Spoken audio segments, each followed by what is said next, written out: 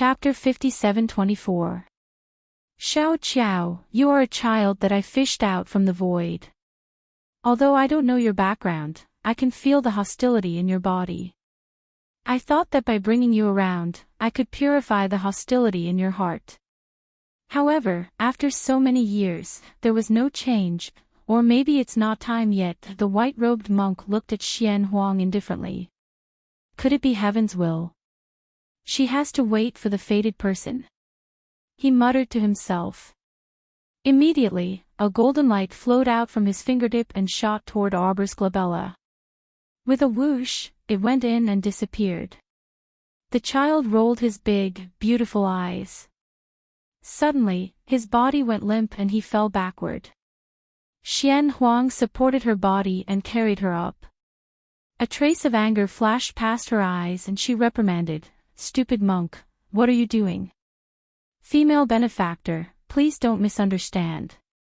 I just injected the imprint of the golden talisman jade tome into Xiao Qiao's consciousness. It will not cause any harm to her body. She will wake up on her own after a while." Golden talisman jade tome. Everyone was stunned. Then, they all opened their mouths wide. Is it the lost talisman art recorded in a few words in the desolate era of the continent? Could it be that the talisman technique was not an ancient legend? Talisman masters also existed before. Everyone had always thought that most of the things recorded in the great desolate records of the continent were preposterous, and there was nothing to verify them. So there really was a unique copy of the golden talisman jade tome. The white-robed monk nodded honestly. That's right. It's the only copy of the golden talisman jade tome that recorded the all-knowing talisman technique. I came to the dark forest this time to find this item for Xiao Qiao. Speaking of which, I'm quite lucky. This time, even Xian Huang, against the sky, and the rest's jaws dropped. They all cursed in their hearts. Damn it, since it's such a precious treasure, why can't you just say it secretly? Why must you shout so loudly until everyone knows about it? Maybe he's too arrogant of his own strength. Against the sky thought, this young monk doesn't even care about the ants in front of him. So it doesn't matter if it's a secret or not. As long as he was around, no one would be able to snatch the golden talisman jade tome from the little girl. But when they saw this monk calmly saying that his luck was not bad, why did they want to slap his calm face? Could this be considered as good luck? This was pure luck, wasn't it? Xian Huang was speechless. She took a few steps forward and handed the child in her arms to the monk. In the future, don't leave her alone somewhere else. The white-robed monk stared at the sleeping child and shook his head. Let her follow you. Xian Huang was startled. You are fated to be master and disciple. This is the will of heaven, the monk said lightly. Let her follow you. You should know her situation. The reason I brought her around was because I wanted to purify the evil aura in her body so that she could return to where she came from and reverse the chaotic trajectory of her life. The monk said indifferently. Unfortunately, for so long, this child's heart has always been closed. Her obsession and resentment are deep. She has never spoken, and the evil aura around her has never been reduced. The golden talisman jade tome has the ability to stabilize one's divine sense and protect one's soul. The monk paused and said softly, I hope that one day, you will be able to send her back to her original path. Thank you for your trouble. The monk's words made against the sky, Xian Huang, and the rest narrow their eyes and scrutinize him. The others were confused and did not understand at all. What did he mean by reversing the trajectory of her life? None of them understood. How could Xian Huang and Against the Sky not understand? This monk could actually tell that they controlled the power of time and space. Even they themselves did not know whether the power of time and space could reverse the situation. How did this monk know that they had such a great ability? Against the Sky raised his chubby little hand and forced his dropped jaw back. Was there a need for him to announce the golden talisman jade tome to everyone? The two of them finally understood that the monk was not confident in his own abilities, but in Xian Huang, Against the Sky, and the rest. He believed that with their abilities, they would definitely be able to protect the little girl who was carrying such a precious treasure. Even if the secret of the golden talisman jade tome was known to everyone, with Xian Huang, Against the Sky, and the rest's abilities, they would be able to protect little Qiao, and not let her come to any harm. But why did they have the urge to beat this monk to death from the bottom of their hearts? Why was this monk so annoying? As if he did not see the sullen faces of Against the Sky and the rest, the monk turned around and left. His white monk robe with wide-open sleeves fluttered as he walked. Xian Huang frowned and looked up at the monk's back. "You've been with her for so many years, and you're leaving just like that. Not waiting for her to wake up and take another look. We're destined to part. Even if we take a few more looks, we'll still have to part. What's the point?" The monk waved his hand and leaped up. Stepping on the precipice, he shrank the ground into an inch and walked far away in 2 or 3 steps. When the monk's figure disappeared from the precipice, Xian Huang felt the little girl in her arms move and lowered her head to take a look. The little girl suddenly opened her eyes.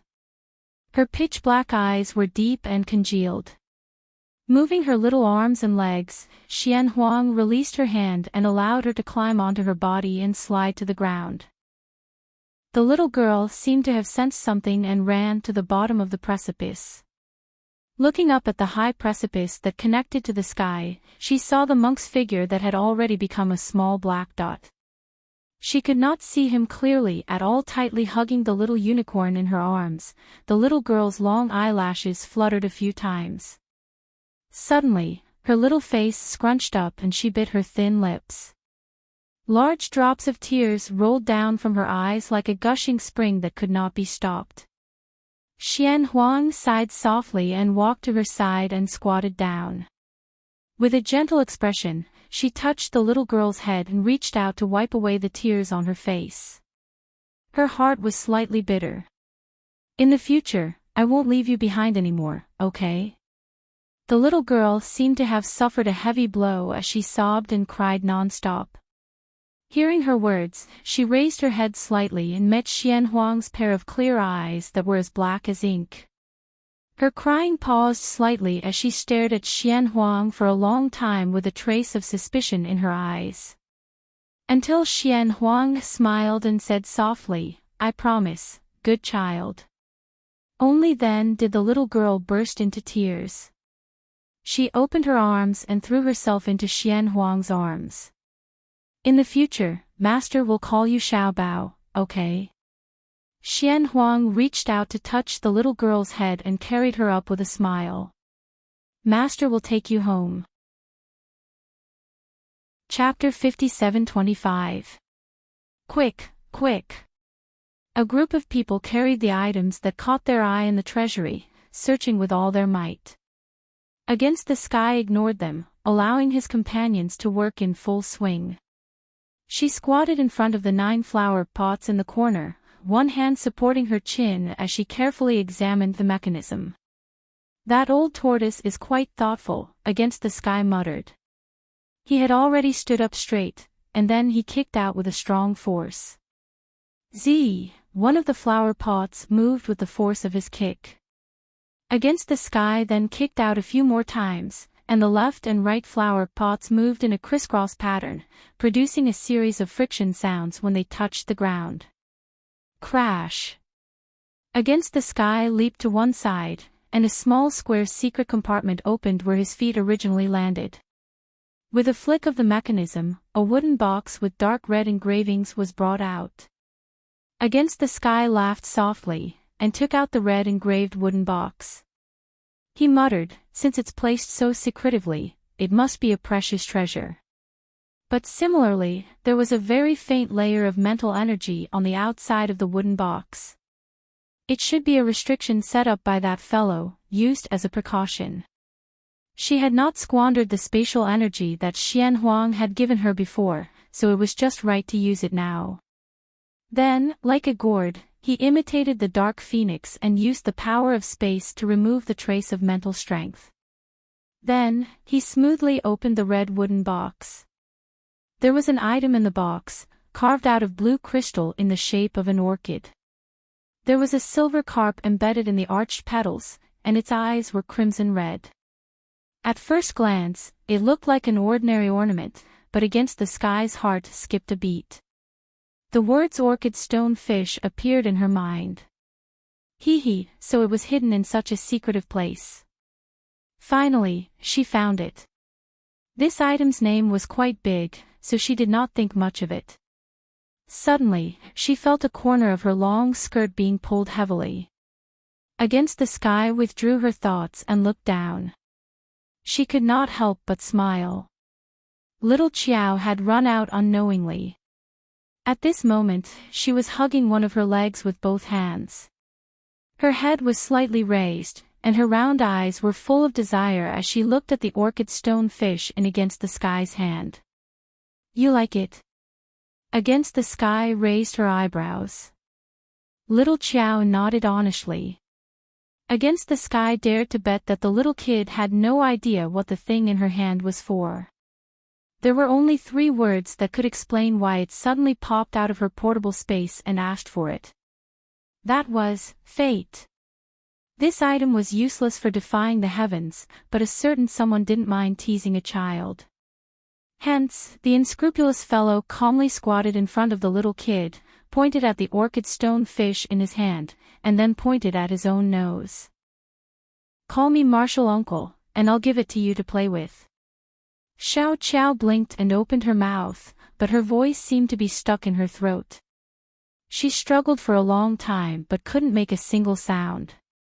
She tried her best to hold it in. Her face was red, but she couldn't make a sound.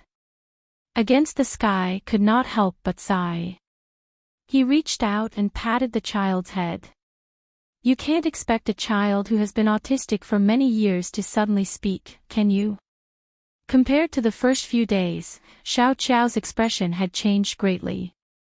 Not only was her face round from being fed by the profound phoenix couple, her eyes were also a little more lively. At least now she knew how to hug someone's thigh and act coquettishly to ask for things. Against the Sky was full of gratification. He didn't intend to make things difficult for his little niece anymore. He smiled and patted the child's head. He stuffed the orchid stone fish into her arms. Take it and play with it. Little Qiao's eyes lit up. She happily picked up the orchid stone fish.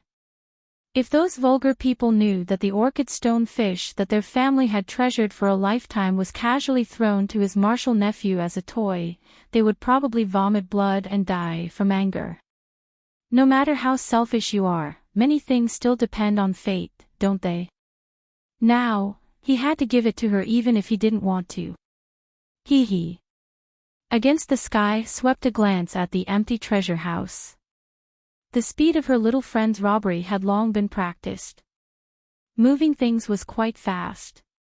It didn't take long for the entire treasure house to be emptied. Xian Huang held the demonic ice seed in one hand. She looked up at the sun and squinted at the strange seed. Junior sister, this seed really looks like an eye. Especially at this moment, under the sun, there was a crack in the middle of the seed. A bit of white seeped out. It looked more like an open eye. Xian Huang couldn't help but tremble. She threw the demonic eye seed to Against the Sky. Look at it. It's strange. Here you go. Against the Sky smiled. Just as he was about to reach out to catch it, the seed whizzed past him. With the speed of her hand, she actually didn't catch it. Against the Sky was stunned. He subconsciously threw out the chain. It swam like a dragon, making a hissing sound. The long black chain suddenly wrapped around the demonic eye seed. Bam! Unfortunately, the chain didn't hit the target. It smashed hard against the wall of the small courtyard. As the dust scattered, a fist-sized pitch-black demonic seed whizzed out of the wall and rushed outside. "Little miss, you've already played outside for long enough. If we don't go back now, young madam will scold this servant for bringing you everywhere." The servant girl held Xiao Qiao's little hand and half dragged and half pulled this unruly little fellow over from the high threshold. Suddenly, she heard an urgent voice. "Xiao Bao, get out of the way." Before the maidservant could react, she saw a black and unknown object pass by with a whoosh. With the little girl's eyesight, how could she see it clearly? She only felt a gust of wind blow past her ear. Her hair, along with Xiao Qiao's, were all blown away. "Xiao Bao." In the air, a few figures rushed forward.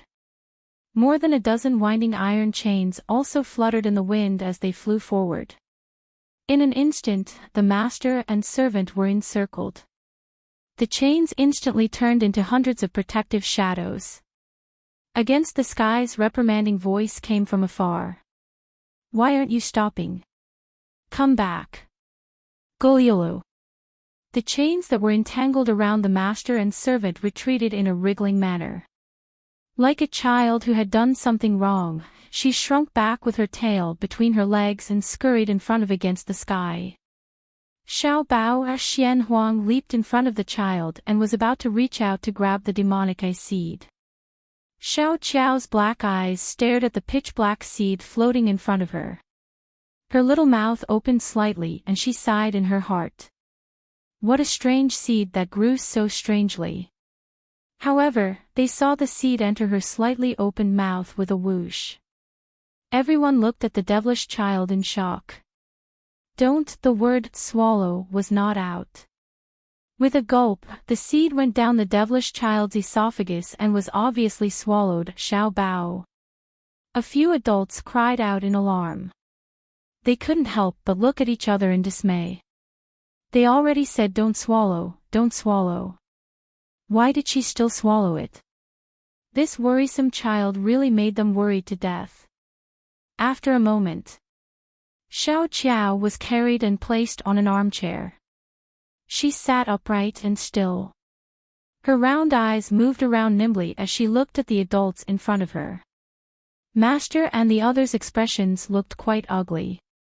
She didn't know why.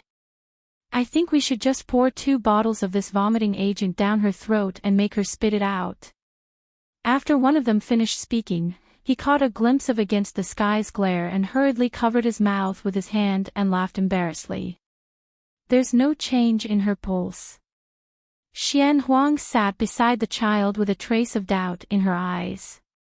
Could it have been absorbed by her dantian? Against the sky squatted down and looked at the devilish child at eye level. "Xiao Bao, tell master and martial uncle, do you feel any discomfort? Does your abdomen swell and hurt?" Xiao Qiao blinked and shook her head vigorously. "How is that possible?" The person who spoke earlier held the 2 bottles of medicine and jumped up and down. Master against the sky, even Master's wife found it difficult to control this demonic seed. Why is it so obedient in this little fellow's stomach? Xian Huang also nodded in confusion. She raised her hand and touched the devilish child's little head and asked softly, "Xiao Bao, tell master. Do you feel where the seed that you swallowed is now?" Against the sky rolled his eyes. "She's so young. How can she understand what you mean?" Xiao Qiao suddenly started to gesticulate with her hands, gesticulating here and there. The gesticulating adults all looked at her with black lines all over their heads. "Speak human language." The child blinked her eyes and sat obediently with her little hands and feet curled up on the big armchair. Against the sky was speechless. He suddenly thought of something and took a pen and paper and stuffed it into Xiao Qiao's hands. This child was literate. Asking like this was indeed much better than gesturing with her hands. Xian Huang nodded and looked at her disciple with a smile. "Xiao Bao, quickly think. Just draw a simple picture for us to see. Xiao Qiao held her cheeks and tilted her head to think. Under the watchful eyes of the adults, he drew a straight line with his brush. Then, he continued to draw something with a swish. After a while, she put the brush on the table. Her two small hands picked up the white paper and raised it above her head. Xian Huang, against the sky, and the others all looked over. When they saw the picture on the white paper, they couldn't help but be slightly stunned. This picture was really not bad. The 12 jade slips were folded into a cylindrical shape. The picture had a three-dimensional feeling. It was hard for this child to draw light and shadow effects on the jade slips. She was really a little weirdo. This is the golden talisman jade tome in your sea of consciousness. Against the sky was slightly startled and asked. Xian Huang took the drawing paper from the child's hand and looked at it carefully. This is the golden talisman jade tome. Then what is this crooked tree down there? Against the sky took the paper and looked at it carefully for a moment. He said, "Look, the picture below looks like a chaotic starry sky. There's a strange little tree here. On the tree look, there's an eye on the tree trunk. Could this be the demonic ice seed?" The demonic ice seed was swallowed by this strange tree. Everyone said in unison. Xiao Qiao kept nodding her little head. She nodded again and again, making the group of adults speechless. Until Against the Sky didn't know whether to laugh or cry. He asked, "You can see it. Is that strange tree growing here?" One of them touched his belly and made a funny gesture. Xiao Qiao nodded. Against the Sky slapped his thigh. "That's it. This little fellow is really a weirdo. She can see her dantian from such a young age." "That's right, there's a tree growing in her dantian." Yes, yes, yes. The most important thing is that there's a tree." Xian Huang's face suddenly changed. She grabbed the child's thin wrist and said seriously, "Xiao Bao, tell your master. Is there anything strange about this tree? Will it suck your essence and spirit?" Xiao Qiao tilted her head and thought for a while. She shook her head and lowered her head. She took out a green leaf from her bag and stuffed it into Xian Huang's hand. Could this be the leaf on that tree? Everyone suddenly realized. Now, everything made sense. You picked up a little treasure beast in the gloomy forest. Is this the leaf that was used to feed the treasure beast? Xian Huang personally tasted a small piece and distributed it to everyone. Everyone looked at Xiao Qiao with a strange expression. After eating it, everyone felt a trickle of heat flow to their dantian. Its effect was almost the same as an ordinary advancement elixir. In other words, as long as it was taken over a long period of time, it would definitely be extremely beneficial. It was hard on those who didn't know the situation. They thought that the child was mistreating the treasure beast by giving it leaves and not giving it anything good to eat. They thought that she was abusing the treasure beast. It turned out that the leaf was such a good thing. Xiao Qiao nodded. She didn't understand why these adults' expressions changed again. The demonic ice seed was absorbed by this tree.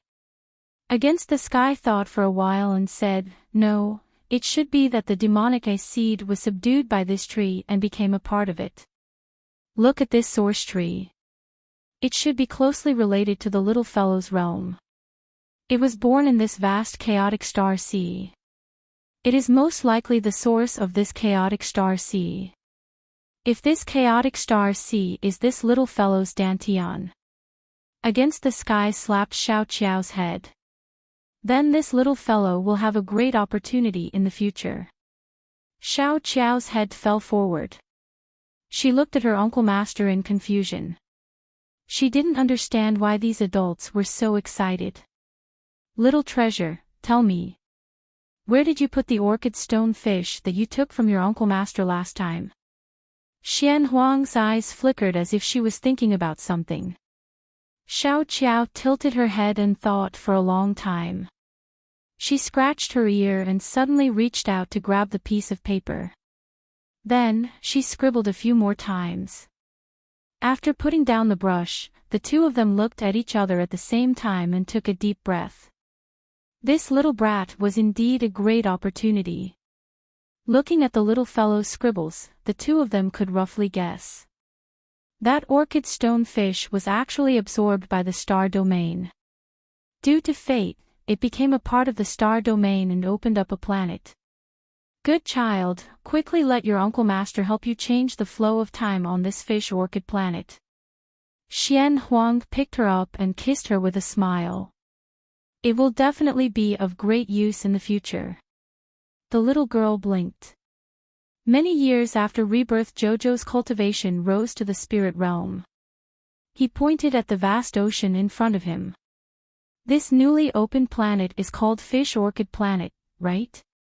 Didn't I tell you guys that the flow of time on Fish Orchid Planet is different from the outside world? It's very strange.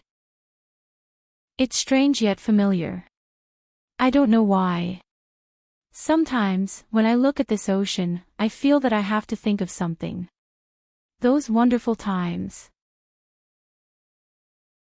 Chapter 57-26. A series of crisp and clear bell sounds crisscrossed. Against the sky looked around. In front of him was a wide corridor, winding forward. On the eaves of the corridor, there was a string of 9 inches long golden tubes every 5 steps. As the wind blew, the strings of golden tubes knocked against each other and made a series of crisp sounds. Not far away in the fog, a corner of a big house could be vaguely seen. Let's wait for a while before going over. Judging from their past experience, this place was definitely not that simple. Perhaps there was a bigger trap waiting for them. However, the others who were going to train with them did not think so. They jostled one another, all eager to try their hand at advancing. It looks harmless, but I always feel that there is a hidden danger. Against the Sky nodded in agreement. It was right to be cautious. There was nothing to be anxious about. If they were anxious, they would let the anxious ones go first. Look! What is that? Someone shouted excitedly. Most of the people in the other teams quickly walked forward and looked in the direction that the disciple pointed. Their eyes suddenly burned with a strange light. It was a dragon. No. It was not a dragon. It was a half-liquid dragon that was sparkling like pearls, like a winding stream. The whole body of the dragon was hovering on the corridor, extending to a place where the naked eye could not see clearly. As the breeze blew in, everyone could smell a refreshing fragrance. Against the Sky's eyes flashed. Against the sky, against the sky. Yes, I know. I know this thing. Against the Sky's expression was rather calm. His companions were very excited. Oh, is that so? What is that? What is it? Can we take it back? Strange. What's strange? What is that thing? Is it a good thing? Oh my God, the others are running over there. Hurry up and tell us. They had to hurry, it was not good to let others beat them to it. Against the Sky was indeed omniscient when it came to medicinal herbs. The strange phenomenon in front of them was indeed a medicinal herb that had long been extinct. This was the Jasper Sky Jade Dragon, which had long been lost in the world. It could be used as a catalyst for many legendary medicinal pills. It was not strange for the Jasper Sky Jade Dragon to appear here. This was a seabed tomb where rare treasures gathered. It would not be strange if there were some rare and lost herbs here. What she found strange was, why was this Jasper Heaven Jade Dragon so blatantly lying across this corridor? It was as if it had been waiting for them to come. It stretched out its hand and waved at them. Come on, come on. Come and collect me. Pfft! Against the Sky felt a little ashamed of himself for having such thoughts. Tion, hurry up. They're all gobbling it up. Against the Sky, who was still daydreaming, pointed anxiously at a disciple from another team. The strange disciple was greedily grabbing a piece of jelly-like semi-liquid and hurriedly shoving it into his mouth. What's the hurry? They won't be able to finish it in such a short time. Against the Sky glared at her. At this time, the first batch of people who had eaten the Jasper Heaven Jade Dragon had already sat down cross-legged, intending to adjust their breathing and absorb the energy. The little friend pointed at them and asked anxiously, "What are they doing?" "Looks like he's about to advance." "What? They're all going to advance? Is it because you ate this soft thing in big bites?" "Yes. Because of the Jasper Heaven Jade Dragon." Against the Sky smiled and said, "Its effect is equivalent to an advancement medicine. Of course, if it's made into a pill or medicine, the effect will be even more obvious. You saw it just now. That guy swallowed a big piece. It's equivalent to drinking a big bottle of Essence advancement medicine. Of course he's going to advance. It's just that this way, it's quite dangerous." Against the Sky looked at the meditating disciple with a smile that did not look like a smile. "This Jasper Heaven Jade Dragon is indeed very good, but you can't eat too much of it. If you eat too much, your body won't be able to take it. You might explode from the inside. Because your essence, chi, and spirit cannot keep up with the speed of your body's explosive growth. Your current cultivation also cannot keep up with this kind of crazy speed of growth. Because you're advancing too fast, your strength is in chaos. The result is a bang." As soon as he finished speaking, that unlucky disciple exploded in front of everyone's eyes. Against the Sky's companions were speechless. They silently looked at their Tion, then swallowed their saliva and shut their mouths.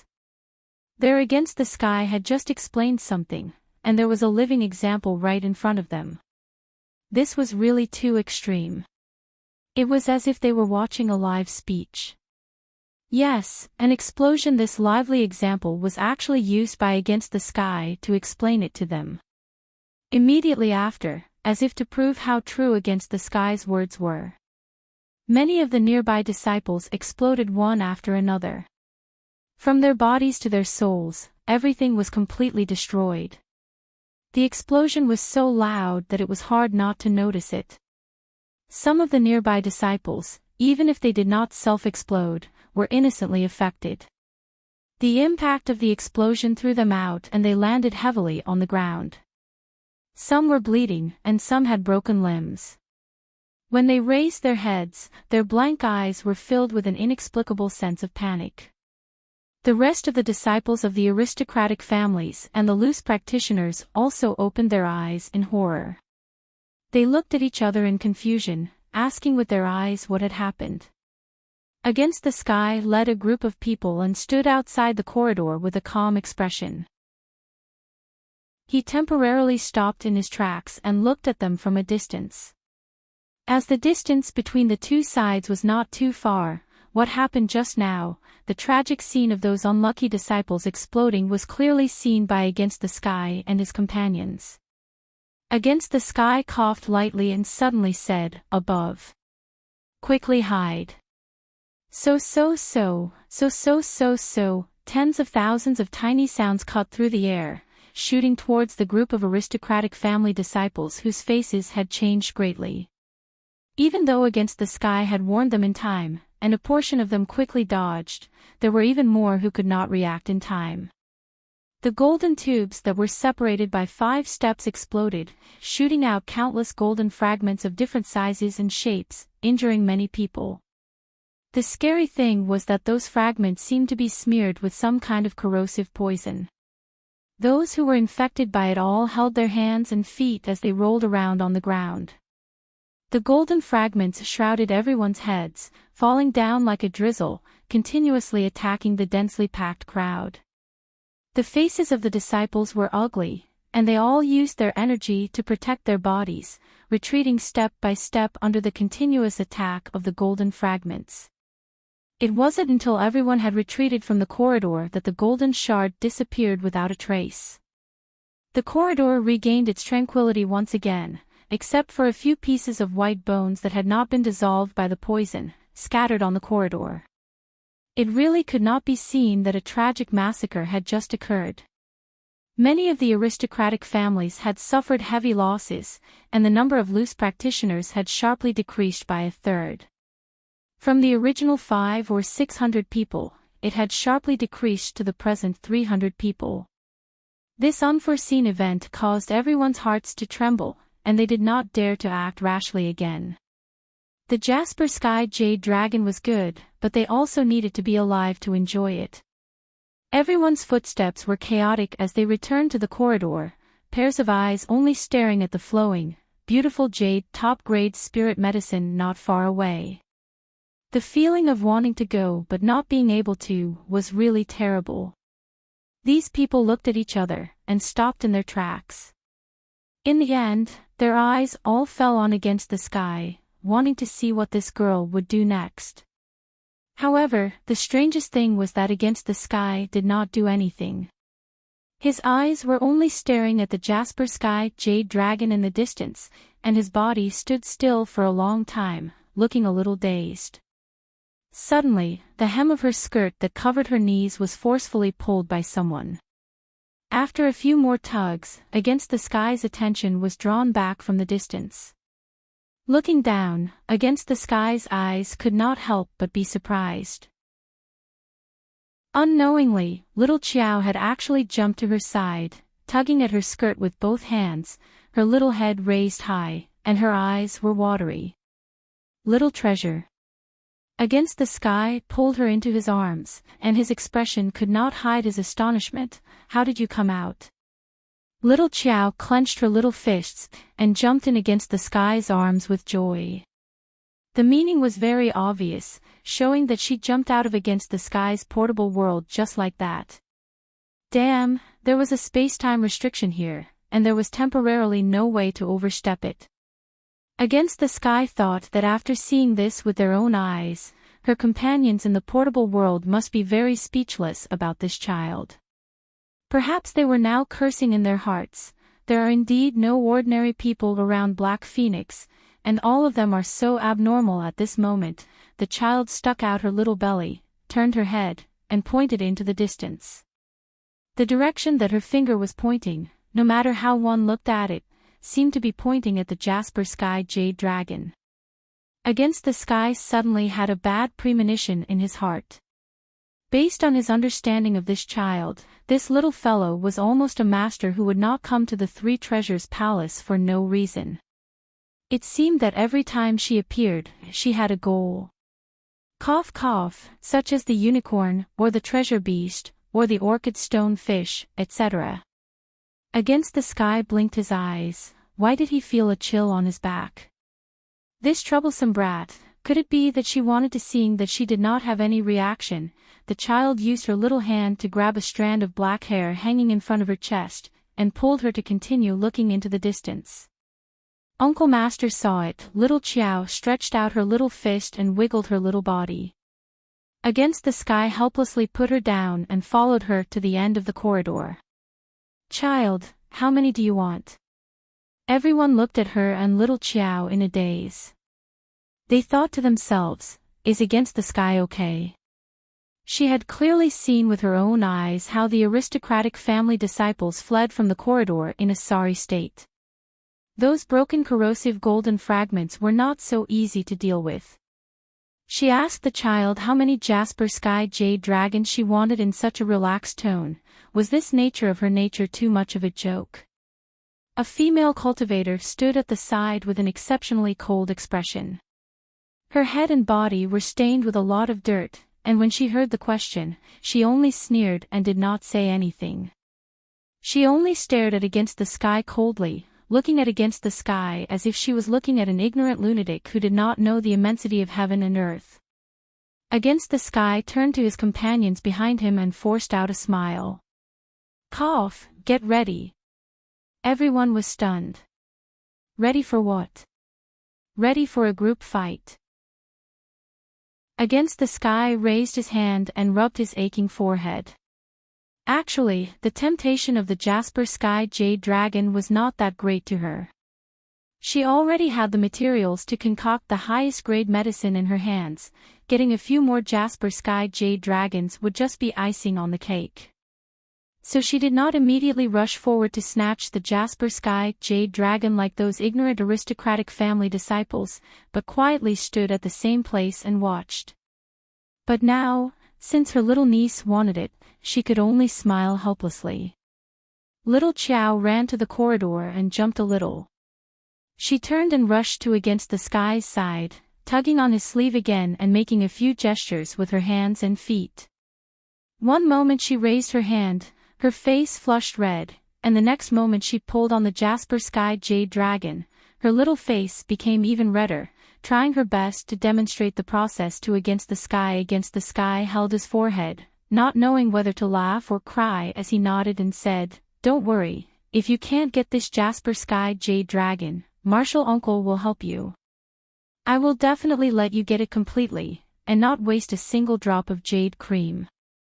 When the child heard this, only then did she feel relieved and nodded, raising a bright smile.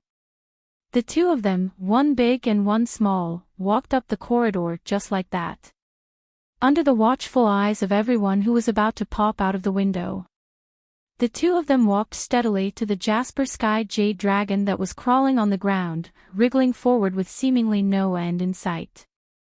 Little Qiao stretched out 2 fingers and threw out a square jade tablet. On top of it was drawn with strange runes in cinnabar. The moment the jade tablet was thrown out, it immediately released a burst of scarlet-red light, enveloping the entire corridor within it. Everyone's gaze immediately focused on the jade tablet that was floating unsteadily in the air, not knowing that it was a storage talisman. Their gazes turned from bewilderment to deep astonishment. The child quickly ran to the Jasper Sky Jade Dragon that was lying on the ground, in the shape of a dragon's head, and placed her hand on it. In an instant, the golden tube that was suspended 5 steps away from the Jasper Sky Jade Dragon exploded once again. Tens of thousands of golden shards shot out at a rapid speed towards the head of the child who dared to take the Jasper Sky Jade Dragon for herself.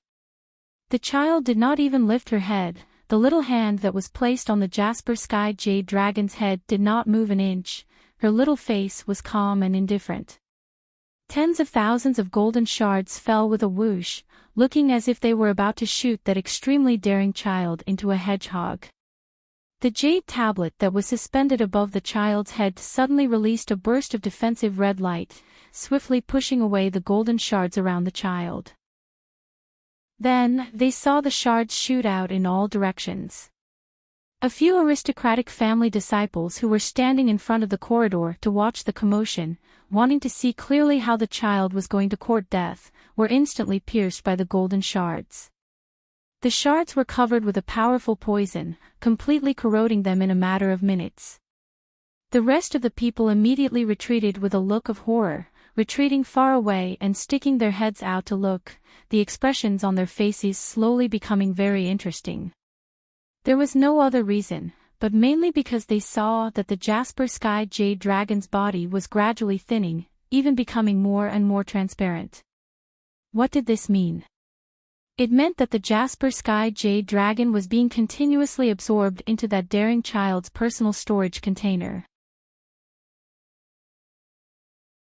Chapter 57:27. Everyone had discovered the elixir together. How could that strange child take it for himself? The female cultivator, who had been standing at the side with hatred in her eyes, bit her lip hard. According to the books, the Jasper Sky Jade Dragon likes to move in the cool wind. Most of the time, it is in a semi-liquid state and swims deep underground. Every time, it appears silently in the form of a dragon. The thinner ones are about 9 inches long, while the older ones can reach 3 feet. This Jasper Sky Jade Dragon in front of us is obviously 3,000 feet long. Its capacity is so huge that we can't believe it. The most precious thing is that when the Jasper Sky Jade Dragon is used as medicine, it can be refined into a medicine that can increase the cultivation level of all humans and beasts. If it is consumed directly, there must be a limit, otherwise, it is easy to explode and die. Now, everyone is just going to watch this Jasper Sky Jade Dragon that belongs to us all be snatched away by that child who popped out of nowhere. The female cultivator pointed in Xiao Qiao's direction and looked around. Shouldn't we unite and do something together to recover each other's losses? Everyone heard and nodded heavily. A middle-aged man lifted his wide robe and flung it hard. He rushed toward the end of the corridor in a straight line and shouted, "All disciples of the clans, follow me. The Jasper Sky Jade Dragon can't be taken away so easily." Everyone behind Against the Sky laughed and said, "You all rushed forward and wanted to bully our Tian, but did you ask for our permission?" The others did not waste any time. They waved their hands and jumped over one after another, blocking the aristocratic clans and fighting without a word. While fighting, they thought, our Against the Sky Jade Dragon was right. He said it was a gang fight, and in the blink of an eye, they really started fighting. Against the Sky Jade Dragon was standing behind Xiao Qiao. He narrowed his eyes and turned to look at the noisy crowd at the other end of the corridor. He turned his head silently and looked at the child who kept the Jasper Sky Jade Dragon with her eyes closed. Seeing that the child was not going to stop until she took everything, Against the Sky Jade Dragon could not help but sigh and shake his head. This robber attribute, she must have inherited her dark phoenix. The main thing was that the child was still calm and expressionless. She did not look like she was doing something as exciting as collecting a 3,000 feet long Jasper Sky Jade Dragon. That calmness, even Against the Sky Jade Dragon wanted to complain. Thinking back to those years, when she robbed others, her mood was so fluctuating. This child was too calm. He was so calm that he didn't seem human at all. With a wave of her hand, she flung away the tens of thousands of golden shards that were flying towards her. Against the Sky raised his hand and shot out hundreds of golden needles condensed from metal elements. Each needle pierced through the countless golden fragments and directly melted them into nothingness. The golden tubes nearby exploded one after another as if they were facing a great enemy. Countless golden fragments, accompanied by the sound of the wind, once again swept in the direction of defying the heavens. Against the Sky quickly moved his wrist twice, drawing a few arcs in the air. He gathered all of his strength in his right hand, and a stream of wind shot out from his fingertips. The tyrannical power suddenly flew into the air. Outside the corridor, a group of aristocratic family disciples were fighting with the little fellows of the Nitian family. Suddenly, there was a muffled buzzing sound, and the entire corridor was shaken into pieces. The roof tiles flew in all directions, and dust fell down with a puff. The aristocratic family disciples turned their heads vigilantly. With one look, they were all dumbfounded. They saw that the originally dense golden fragments rushing towards Against the Sky Jade Dragon were gradually swallowed up by a golden light that filled the sky, slowly disappearing without a trace. The golden fragments that had just killed them until they were crying for their parents, why were they not effective on Miss Qin? The golden tubes that were 5 steps apart suddenly seemed to have lost their traction. One by one, they fell to the ground like piles of scrap metal. "Bastard, you dare take them all away." Everyone's eyes were red with anxiety.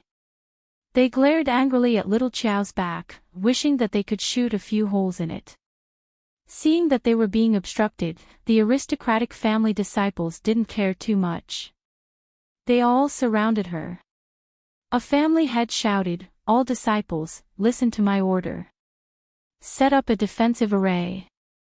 With a wave of his hand, dozens of swords flew out, surrounding Against the Sky Jade Dragon and the others.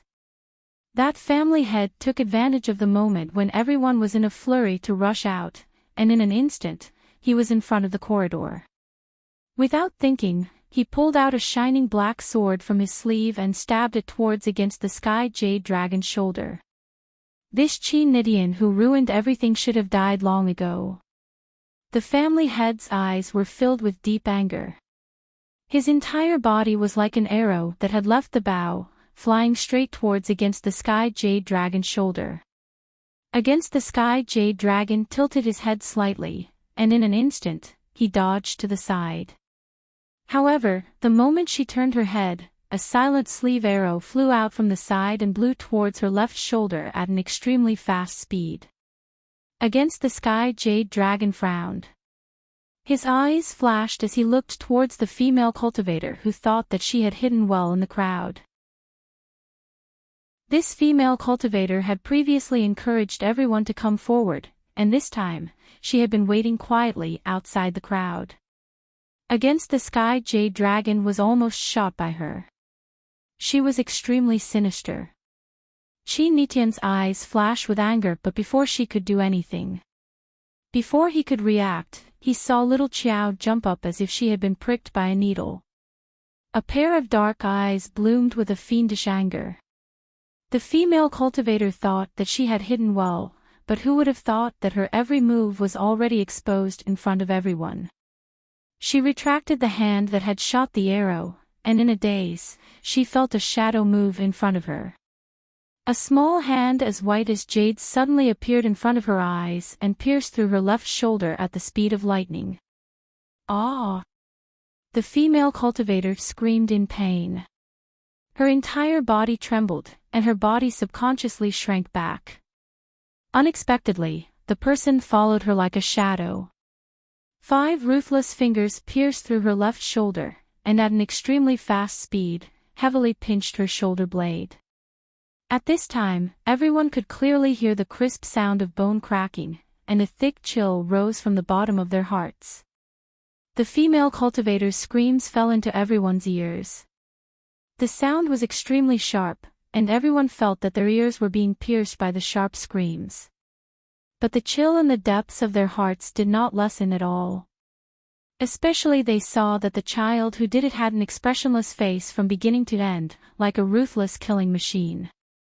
When that pair of pitch-black, cold eyes swept over them without any ripples, everyone's hearts inexplicably thumped. Damn, they were actually stunned by the eyes of a child. It was a bit embarrassing to say it out loud, and no one would believe it.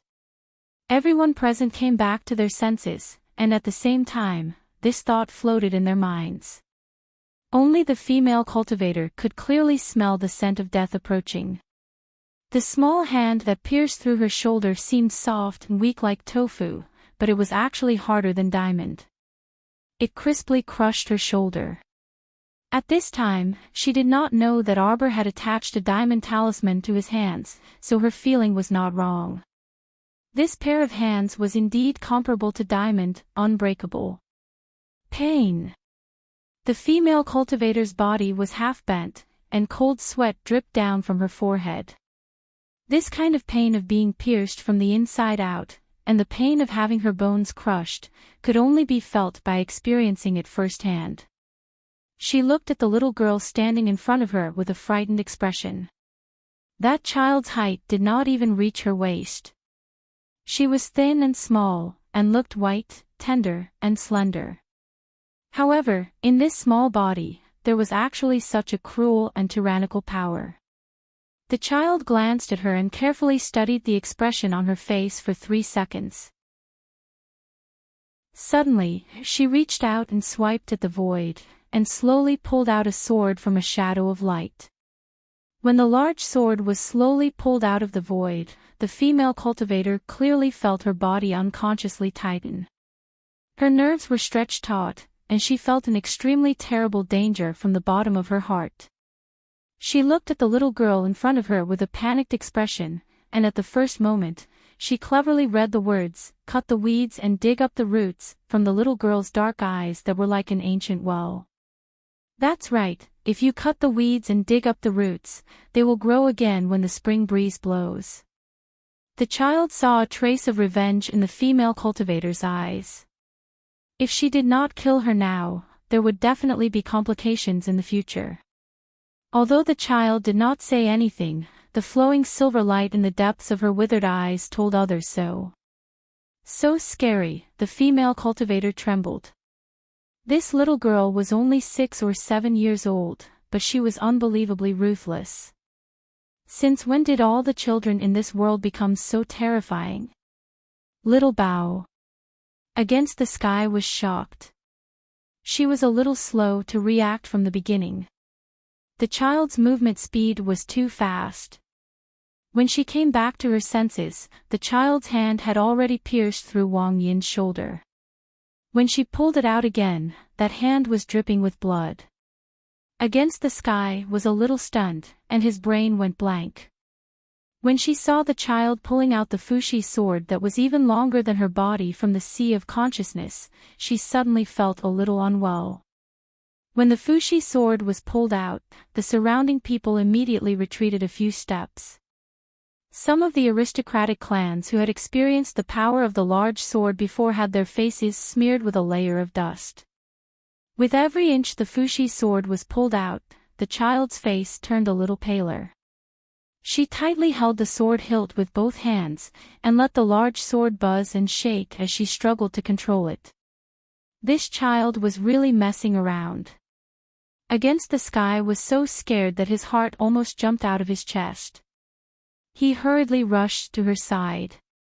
Little Bow, quickly take it back. With this child's current strength, it was impossible for her to completely control the Fushi sword. If she used force, it would only harm her body. The last time she used the Fushi sword carelessly, it took her a long time to recover. If she used it again, how could her sea of consciousness and her body take it? The child had already pulled out half of the Fushi sword, and her body had become a little transparent. When she heard Against the Sky's cry, she looked back with a dazed expression. Against the Sky leaped up and landed beside the child. He grabbed her small hand and said in a serious tone, "Are you not going to listen to Martial Uncle's words? Quickly take it back." Whoosh! The Fushi sword flashed and suddenly disappeared into the air. The surrounding people all let out a long sigh of relief. They felt the heavy pressure on their bodies disappear with the departure of the Fushi sword. Who would have thought that this child looked so small and skinny, but how could her body be filled with so much energy? Everyone could not understand. They looked around blankly, and their faces were full of stupidity. Could it be that in this world, even children were beginning to mutate? How could they be so strong? It was fine that they could not beat Against the Sky, but now even a child, everyone's faces were covered in dirt, and they were extremely miserable. Everyone wanted to cry out loud. Although the Fushi sword was taken away, these people's eyes were still very unfriendly. They stared at the child with a deep sense of vigilance. She wouldn't take the risk to pull out the sword again, right? She wouldn't do something overboard to them again, right? Could this child not be like a normal child? Naive, lively, and cute.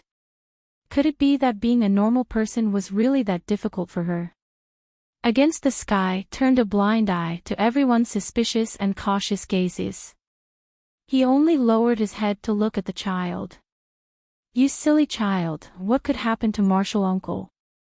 How could that woman hurt Martial Uncle at all? You can't be so reckless next time." Against the Sky raised his hand to pat the child's head and sighed softly. The child's eyes turned red when she saw that she was being plotted against. That was why she suddenly attacked and scared the crowd. Although the child was usually very obedient and expressionless, once her eyes turned red, she was really a little star of misfortune. At this moment, the child's furry little head gently rubbed against the Sky's palm. Her body swayed slightly.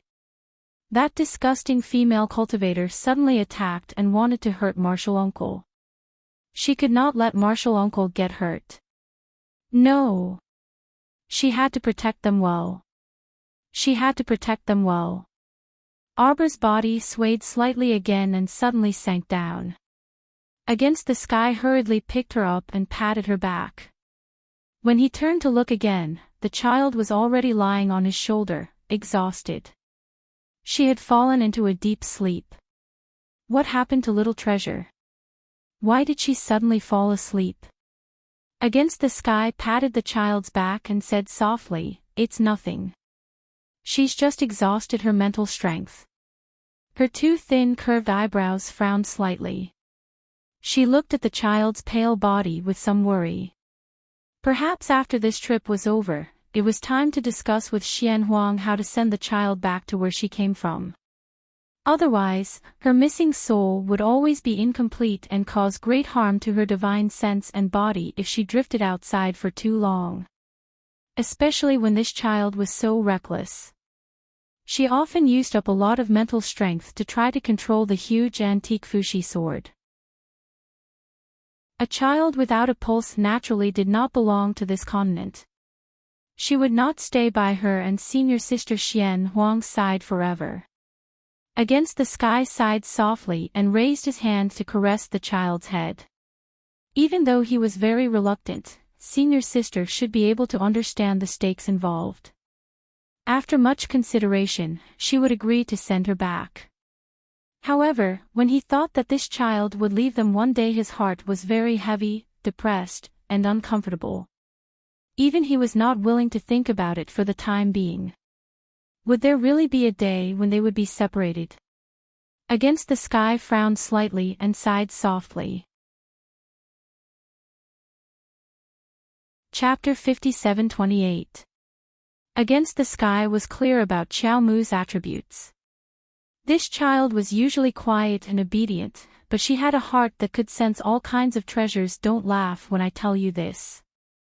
No matter where the treasure was hidden, this child seemed to be able to sense it immediately and find it with a single glance. For example, a few days ago, Against the Sky was having a life and death battle with his opponent. The little girl was wearing a white dress. She propped up her chin and looked up at her opponent. She just squatted there quietly and appeared at an inopportune time, giving everyone a fright. When Against the Sky saw the corner of his opponent's mouth twitch, he reflexively kicked the child. Xiao Bao. Against the Sky was so frightened that his face changed. He immediately rushed towards the child. But how fast was the other person's kick? It was about to land on the child's head. With that kind of strength, not to mention a delicate and weak little girl, even if it was a burly man, his head would probably explode from the kick. So without any suspense, this kick to the head meant that the little girl would definitely die. But, crack. Ouch, the person who kicked the girl let out a shrill cry. His whole body jumped and landed on one leg. He jumped back a few steps and swayed, almost falling to the ground. Looking at the right leg that he used to kick the other person, it was now twisted abnormally. It was obviously fractured. Everyone stared dumbfoundedly at the little girl who was still squatting on the ground. Her head turned in a circle as she stared at the other person. Her expression was as innocent as it could be. In the next second, the nimble little figure moved. In a flash, she was in front of the other person. A pair of seemingly delicate and flawless hands grabbed at the person's legs. She was really grabbing. Who would have thought that such a pair of small hands that were even more tender than tofu would have 5 fingers as sharp as steel claws when they landed on the legs? The person was so frightened that his face turned green. He had no idea where this monster had come from. At such a young age, she was exuding such a terrifying fighting spirit. Crack. The leg bone made a mesmerizing sound again. The little guy grabbed onto his leg and swung his body back lightly. Then, he leaped into the air and extended his hands towards the unknown egg that the other party was hugging. Noticing the little girl's intention to rob him, he subconsciously hugged the unknown blood-marked egg tightly in his arms and roared anxiously, "What are you doing? Robbing in broad daylight? Fuck! Where did you learn such a tyrannical bandit style at such a young age? Others were just looking for this egg, and you appeared like a ghost. Moreover, you came with such a pure purpose of robbery. The little girl didn't give him a chance to react. Her pair of small and tender hands, which were like steel plates, suddenly turned around and slapped the old man hard across the face. Crack! The man suddenly realized that half of the bones on his old face seemed to have cracked from the middle. Against the heavens. Fuck, although it looked very cool. However, Defy the Heavens could not help but frown at the little guy's reckless act of robbing. In the blink of an eye, Against the Sky had already swept behind the little fellow. The rest of the people were still shocked by this unforeseen event and had yet to recover from their shock. They couldn't be blamed for being so surprised. Indeed, the little girl looked too small. However, it was this soft and tender little ball of glutinous rice that actually broke that old man's bones time and time again.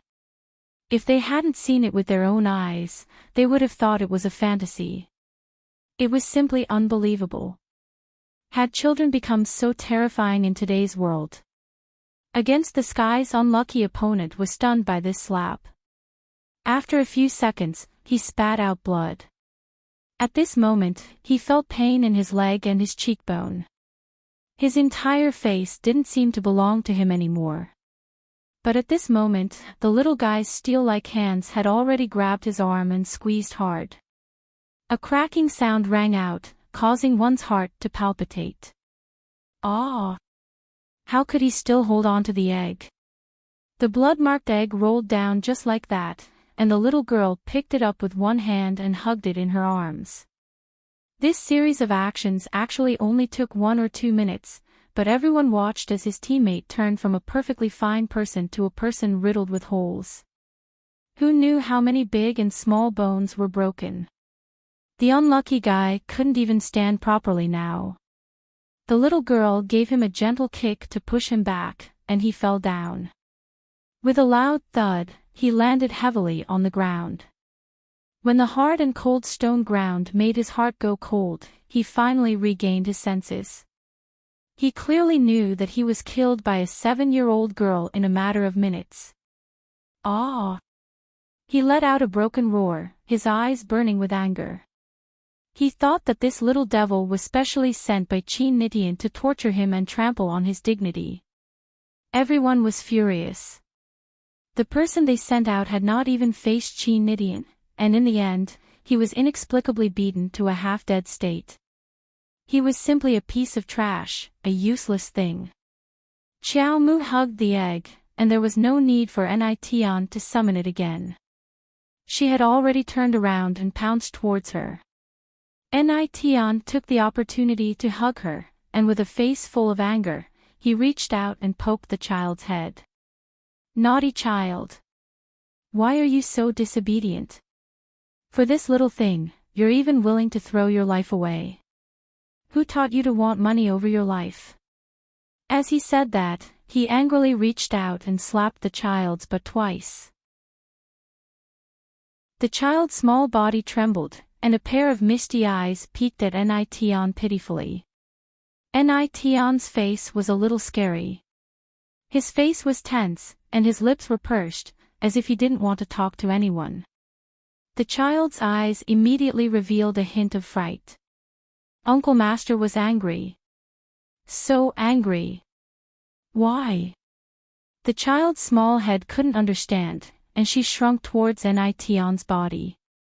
Infuriating. Nitian wanted to glare at the child. But the moment he came into contact with that pair of misty, round eyes, he saw a timid look. There was a timid look in her eyes, and for some reason, Against the Sky's belly of fire was quickly sucked back into his body. This little imp. She was so angry, but the child was still so ignorant. Thinking about it, it was a little funny. When she first brought this child back, she remembered that this child was extremely distrustful of anyone. Her small face was as dull as a woodcut, and her eyes contained no one. According to Xian Huang, this child didn't have any living things in her eyes. She was like a life killer who had climbed up from the depths of hell. When she looked at you with her dark eyes, it made your hair stand on end. But now, she was obviously much livelier. Look at this rosy little face, moist and watery, and her eyes seemed to be able to talk. She even knew how to make her unhappy and show a timid expression.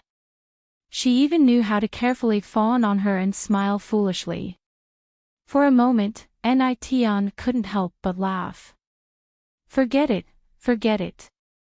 He couldn't be too harsh on her. Who else could he blame? If there was someone to blame, it was Xian Huang's fault. She raised this child to be such a bandit. The little girl leaned in her arms, still hugging the egg tightly.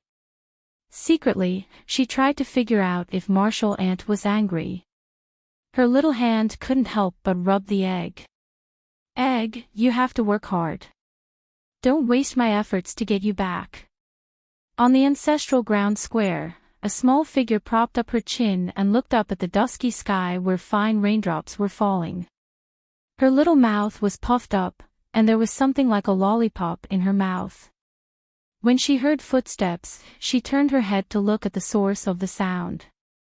The girl looked at the brat in front of her, and the corner of her mouth couldn't help but twitch. Before Miss Nition went into seclusion, she entrusted this child to her. But this brat's expressionless little face was really hilarious. At such a young age, she was so old. No matter how she teased her, she still didn't make a sound. If the brat was annoyed, she would definitely roll her eyes and turn her head away, too lazy to bother with you. Xiao Bao. The girl ran forward with a smile like a flower, reaching out to hug her. The brat looked at her with disdain. She moved her little butt, and the egg under her butt also moved. The girl was speechless. How did it feel to be disdained by a brat? Moreover, what was the situation with this child? She was squatting here and incubating the egg day and night, to be precise. The place where the child was squatting, according to her grandfather, was the place with the densest spiritual energy in this area. Ever since Miss Nition went into seclusion. Needless to say, the spiritual chi was all absorbed by the eldest Mississippi. The other disciples, including the elders who were in seclusion, came out to look at the sky in confusion. After asking, they found out that it was Miss Nition's doing. Everyone was speechless. And the place where the child was squatting now was the only place where there was still some spiritual energy left. Then, she would incubate the egg here when she had nothing to do. She didn't even want to eat the food she was incubating. The girl wanted to persuade the brat to eat again as an ant. Unexpectedly, the child took out a wooden board from her side, took a piece of white paper and stuck it on the board. She wrote a few big words and poked the board in front of her eyes with her little paw. The girl was so angry that she laughed. What the hell? The brat wrote, "Don't bother me." This child was so smart, she could definitely speak. The girl felt this from the bottom of her heart. She couldn't help but poke the child's tense little face. Xiao Bao, tell big sister, are you incubating the egg here? The child looked at her with a "you already know the answer" expression and looked at her with disdain. She started to miss Master and Martial Uncle's world. The spiritual energy in that place was many times denser than this damn place. In addition, this place was empty and sparsely populated. Sometimes, when she didn't want to talk, she could just stay in a random place. Other than Master and Martial Uncle, no one could find her. The child didn't know that Nition had deliberately left her in the clan to interact with people. It wasn't good to let the child stay in the world all the time. It wasn't good for her physical and mental health development. It was better to stay in a place where people gathered and let the child interact with more people. It would be best if she could become more cheerful and not be so gloomy all day. At such a young age, her personality was like that of 70 or 80 years old grandparents. She didn't know how long Martial Uncle would be in seclusion for. The child supported her little chin with one hand and sighed to the sky with a helpless expression. She hadn't seen her brother for a long time. She didn't know that he was bored in the world. The girl almost went crazy from laughing. Why was this child so funny? With a stoic face and a speechless expression, who taught her that? Xiao Bao. How about this? Big sister will bring you to eat now. After eating, let's have a good sleep. Then we'll come here to incubate the egg. What do you think of this suggestion? Not good. A wooden board with white paper written on it was raised. The girl's mouth twitched and she couldn't help but laugh. How can you grow if you don't eat? You can't always stay here to incubate the egg. The little girl ignored her. Xiao Bao, then tell big sister, what egg is this? Tell big sister will give you candy. The child looked at her with disdain and casually pulled out the lollipop from her mouth and waved it in front of the girl's eyes. A strange fragrance wafted over and the girl's eyes widened. Her originally indifferent gaze suddenly landed on the lollipop in the child's hand. The child hurriedly stuffed the lollipop into his mouth and looked at her with vigilance. The girl's mouth twitched and she suddenly had the urge to burst out laughing. Oh my God, do you think I'm going to snatch your lollipop with saliva? Although that medicinal candy smells very fragrant and its effects are definitely not ordinary, this doesn't mean that I'm going to snatch food from your saliva. This candy is clearly made with all kinds of top-notch medicinal herbs. How is this candy? It's basically a spiritual medicine. Big Miss is really generous. Cough. The girl laughed inexplicably and raised her hand to stroke the child's head. Xiao Bao, do you know what this egg is? The child looked at her hesitantly and shook his head before raising the board in front of them. Incubate the egg for little brother. The younger brother was master's son and was very obedient. Usually, he was placed in a sleeping bucket and liked to dance around when he had nothing to do. Then let big sister take a look at this egg. The child looked at it hesitantly and reluctantly took out the egg from under his butt and carried it in front of the girl. The egg's body was engraved with blood patterns and the entire egg exuded a very strong fire spiritual aura. Extraordinary, definitely extraordinary. Xiao Bao, big sister looks at this egg and it seems very extraordinary. You're giving such a precious egg to your younger brother just like that. You won't have it for yourself. The child rolled his eyes at her. Swish, swish, swish. The child wrote a few more words as a perfunctory answer. The white board wrote, I have to find a demon god to look after my younger brother. Otherwise, he will be snatched away by others. The girl, all right, hurry up and leave. Don't bother me, I still have to hatch the egg. This time, the child didn't write again and only used his eyes to condemn her. All right, all right. Since you don't want to leave this place, how about big sister make some food for you to eat? The girl looked at the child lovingly and subconsciously reached out to stroke his little head. This child was too adorable. Just looking at him made one want to dote on him. The child looked at her and finally couldn't stand the girl's nagging and nodded his head reluctantly. Chapter 57-29. The girl burst into laughter at the child's solemn gaze. When the girl came back with the tray, she saw the child holding her chin from afar. She looked like she was about to fall asleep from incubating eggs. Xiao Bao. The girl poked her in amusement. Come and eat. Actually, it didn't matter if she didn't eat. She didn't feel hungry anyway. Qiao Mu sighed in her heart. She didn't know why these adults were like this, always calling her to eat. So if she became a foodie in the future, it would be their fault. Reaching out to take the bowl, her gaze shifted to the smiling girl's face.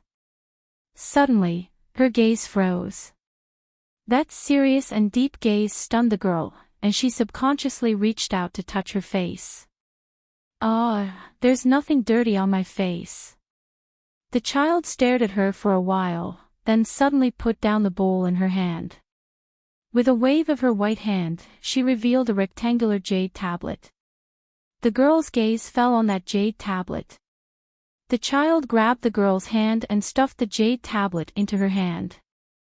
Then, she gestured to her chest. The girl foolishly followed her instructions and stuffed the jade tablet into her bosom. You want me to put it here? The child nodded in all seriousness. The girl couldn't help but laugh inwardly. She raised her hand to rub the child's head. All right, hurry up and eat. I'm telling you, you have to obediently go to sleep after another 2 hours of incubation. Otherwise, when eldest miss comes out of seclusion, she'll think that I didn't take good care of you when she sees your sallow complexion and skinny body. Actually, she didn't have to sleep. The child poked at the rice in her bowl, slightly distressed. She helplessly swallowed a mouthful. The girl looked at her with a grin. Oh, right, when the enemy attacked yesterday, those golden statues that you suddenly opened were, as soon as she finished speaking, Xiao Qiao waved her hand, and the golden statues were released one by one. The girl's gaze narrowed. With a look of pleasant surprise, she reached out to touch one of the golden statues that was walking back and forth. This was too similar to eldest Mississippi. The dark phoenix and the heaven-defying golden statue were currently walking back and forth in front of them. Those? The giant eldest miss and the others. They can be used continuously. When I saw you take them away, I thought that they were useless, the girl asked curiously. The child had a look that said, why would I take it away if it's useless? His little eyes looked at her left, right, up and down. The young girl didn't know whether to laugh or cry. She raised her hand and lightly knocked on her forehead. Stinky child, put away that look of disdain. You're really a little rascal. Oh right, I also saw you holding a box. Was it also left behind by eldest miss? The young girl blinked and asked. The child nodded. Suddenly, a brocade box that was several times wider than her body appeared in front of them. The little fellow glanced at her intently. The girl nodded excitedly. Yes, yes, this is the box. The child hurriedly stuffed the box back into the unknown space. The girl raised her hand and wanted to spank her little, but when she saw the look in her eyes, as if she was guarding against a thief. This lousy child, did she look like the kind of person who would pacify a child? The brocade box was full of golden beans, why not? Why don't you give me one to play with? That little golden bean looked so cute. Once it exploded, it actually produced such a big young miss. Moreover, every young miss looked very fierce. It was not a problem for them to deal with more than 10 enemies with one hand. Such a funny young miss, she had to bring one back to play with. It looked so interesting. The child's eyes were filled with, you can't do it, you can't explode the golden bean. It's not that I look down on you, but you really can't do it. Damn, the young girl instantly felt that she was simply godly. She could actually understand the look in this lousy child's eyes in an instant. Why can't sister do it? The young girl wished she could slap the child's butt. After thinking about it, she still held it in. Firstly, she couldn't beat the young miss. Secondly, it seemed she couldn't even beat the child sob. The child's expression of, you think you can do it, but you can't do it at all, made the young girl grit her teeth. She looked at the child with a smile. A hand was about to land on her fair and tender little face. The child quickly saw through her intentions and took out a golden bean from her pocket and stuffed it into her hand. Shuei's eyes were filled with, if you don't believe me, you can try it. Don't cry to me if you're too badly hit. The young girl, I don't want to understand the meaning in your eyes at all. Although she couldn't completely read the meaning in her eyes, she didn't think she was blind, so she could still understand the disdain in her eyes. She angrily snatched the golden bean from the child and looked at the round little thing in her palm. She chuckled and looked at the child again. If sister throws it down, will the young miss be able to come out immediately? Hee hee. Don't think that I don't know that behind your hee hee is absolute disdain. This requires the power of the metal element to open. Her grandfather's loud laughter came from the side. The young girl turned her head and saw her grandfather walking over with a smile on his face.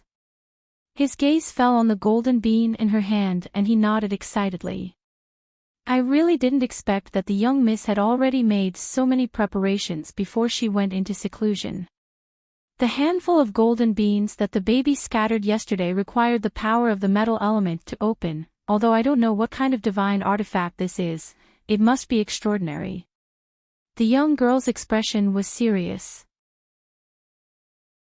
Grandpa, it was produced by the divine artifact Golden Basket. But it was very obvious that the old man couldn't read the words Golden Basket. From her serious little eyes a trace of regret slid across the young girl's expressionless face. A silent world was lonely now that Marshall Uncle was in seclusion and Master wasn't here. No one could understand this baby's words. After hearing her grandfather's words, the young girl couldn't help but chuckle. Did you always forget that this baby in front of you doesn't have the power of the metal element at all? But she could easily open the golden bean, couldn't she? She just said that she could open the golden bean with the power of the metal element, and then she slapped herself in the face. Didn't she find it interesting? The young girl rolled her eyes in disdain, causing her grandfather to be stunned. The old man smiled embarrassedly and reached out to touch his nose. Cough, all right, all right. Take the baby back to rest for a while. The young girl nodded and carried the child back to the clan grounds, stuffing the golden bean into her space ring on the way. The child nestled in her arms and silently glanced at her openly greedy behavior. Puffing her cheeks, she suddenly flipped her hand and threw a jade tablet to her. A defensive jade tablet. The young girl's eyes lit up. She didn't forget the jade tablet the child threw to her yesterday, allowing her to save her little life in front of the enemy. The child turned to look at her, took out a golden bean, and pointed at the jade tablet. It's not a defensive jade tablet. The young girl's face was blank. Then her eyes suddenly lit up, and she rubbed the child's face. You're saying that this jade tablet stores the power of the metal element? I can open this golden bean by holding this jade tablet and borrowing the power of this jade tablet. Summon the godlike eldest miss. Ha ha ha ha ha. Awesome. This feeling of being able to summon eldest miss at any time was great. The child looked at her like she was looking at an idiot. What power of the metal element? She laughed like an idiot. A defensive jade tablet, a defensive jade tablet, bah, that was an attack talisman. But she understood more or less. It was just that this attack talisman didn't have any power of the metal element, it was the power stored in the child's body. As for why the child could open the golden bean without any power of the metal element, the child completely attributed it to her extremely powerful origin power. What's there to be happy about? The child wrote a sentence and slapped the paper on a certain idiot's chest. The young girl took it and looked at it. The child wrote, "You don't have a space above the divine level, so don't even think about properly preserving Marshall Uncle's incarnation. After Marshall Uncle comes out, he can at most last for 24 hours before immediately dispersing." The young girl was dealt a blow, and suddenly felt miserable. She casually took the second golden bean that the child took out, ignoring the shameless look the child gave her. Good girl. The young girl smacked a kiss on the child's face, completely ignoring the child's disdainful wiping of her face. She giggled and said, "Let's go home." Useless fellow, look at how happy she was with 2 golden beans. The child wiped her face in disdain for a while, then silently rolled her eyes at her. Then, she reached out and threw her a small bag. The young girl opened it to take a look. There were at least 20 golden beans shining brightly in front of her eyes. She was so moved that hot tears were about to fall. Oh my God, I feel like I've hugged a thick little egg. This child was too adorable. Today is your Marshall uncle's wedding. There will be a banquet in the main hall tonight. Today, don't hatch the eggs. Be good, we'll go back after we eat. Xian Huang held the child's hand with one hand and looked down at the wooden face of the child. She sighed softly. Come, come. Xian Huang waved at the little girl who was holding her hand. The two little girls were slightly older than Xiao Mu. Seeing this, they ran over. Xian Huang smiled and pulled the two little girls over. Later at night, we'll be very busy and won't be able to take care of you. You have to take good care of Xiao Bao and watch her. Don't let her run away alone. This child's whereabouts were very strange. If you didn't pay attention, she might slip back into the world and hatch the eggs quietly. Xian Huang had the same thought as against the sky. She also hoped that this child would interact with more people. In particular, it would be easier for children to communicate with each other. It would be best if this child could stop avoiding people and be aloof from the world. The two little girls nodded sensibly. Xian Huang lowered her head and glanced at her disciple. The child usually sat quietly by herself and didn't say anything. She didn't know why, but looking at her made her heart feel stuffy. The child looked at the two little girls without saying a word. Xian Huang comforted herself. Don't worry, don't worry. Her little disciple wasn't familiar with the other children. In the future, she would naturally have a lot to say to them. Xian Huang comforted herself along the way, but she seemed to have completely forgotten that her little disciple didn't seem to have spoken to anyone from the beginning to the end. She was already used to using pen and paper to replace the technical work of speaking. Xiao Mu looked up at her master. Xian Huang's beautiful little face stiffened. Anyway, you can't hatch the eggs today. This child was going to hatch the eggs in the world. She was about to become that freaking egg. Xiao Mu nodded her head reluctantly, thinking that she should return to Marshall Uncle and Marshall Uncle's world later. The world was really quiet today. All the beasts ran out to drink the wedding wine. The entire world seemed to have come to a standstill in an instant. It was so quiet that one could only hear the faint sound of the breeze brushing across the lake. Xiao Mu hugged the blood-patterned egg and sat by the lakeside with a tense face. She felt the lake breeze and the rustling of the leaves. Gnaw, gnaw. A soft and cute little hand touched the corner of her clothes. Xiao Mu looked seriously at a certain little one who was sitting in a sleeping tub and waving his little hands excitedly. So stupid. He looks dazed and will smile dazedly when he sees something. If such a child didn't have a strong little beast to protect him as he grew up, he would most likely be abducted midway. If that happened, Master would definitely be very sad. The child lay on the edge of the sleeping tub and moved her round eyes close to Xiao Chen's head. The little bun's sparkling eyes were filled with this little sister's wooden little face. The little bun tried to hide his expression and curled the corners of his mouth, trying to make a wooden expression like this little sister. Unfortunately, he didn't succeed. His naturally smiling big eyes made his expression look a little strange at this moment. Xiao Chen. Xiao Mu tried hard to think of what to say before slowly spitting out the two words. Xiao Chen. Xiao Chen. The little bun waved his little hands cutely, his big eyes filled with joy. Xiao Mu propped her chin with one hand and poked the cute little bun's chin with a finger. What an idiot. That face of his was too harmless. Suddenly, Xiao Mu looked down at the egg that was rustling in her arms and inadvertently rolled her eyes. This egg was also an idiot. It had been so long. It still hadn't struggled out of it. This was too stupid. The spirit energy in this world was so abundant, but it still hadn't hatched after so long. It was simply it couldn't be an incomparably stupid and cute egg, right? Crack. A certain child propped his chin with one hand and muttered to himself, such a stupid egg. It won't be useless after hatching, right? Crack crack gnaw, aw. A certain little thing that only knew how to say a few monosyllabic words cutely climbed onto his sleeping tub. Xiao Mu turned around and saw that this stupid baby was about to fall head first into the sleeping tub. She hurriedly reached out and instinctively hugged him.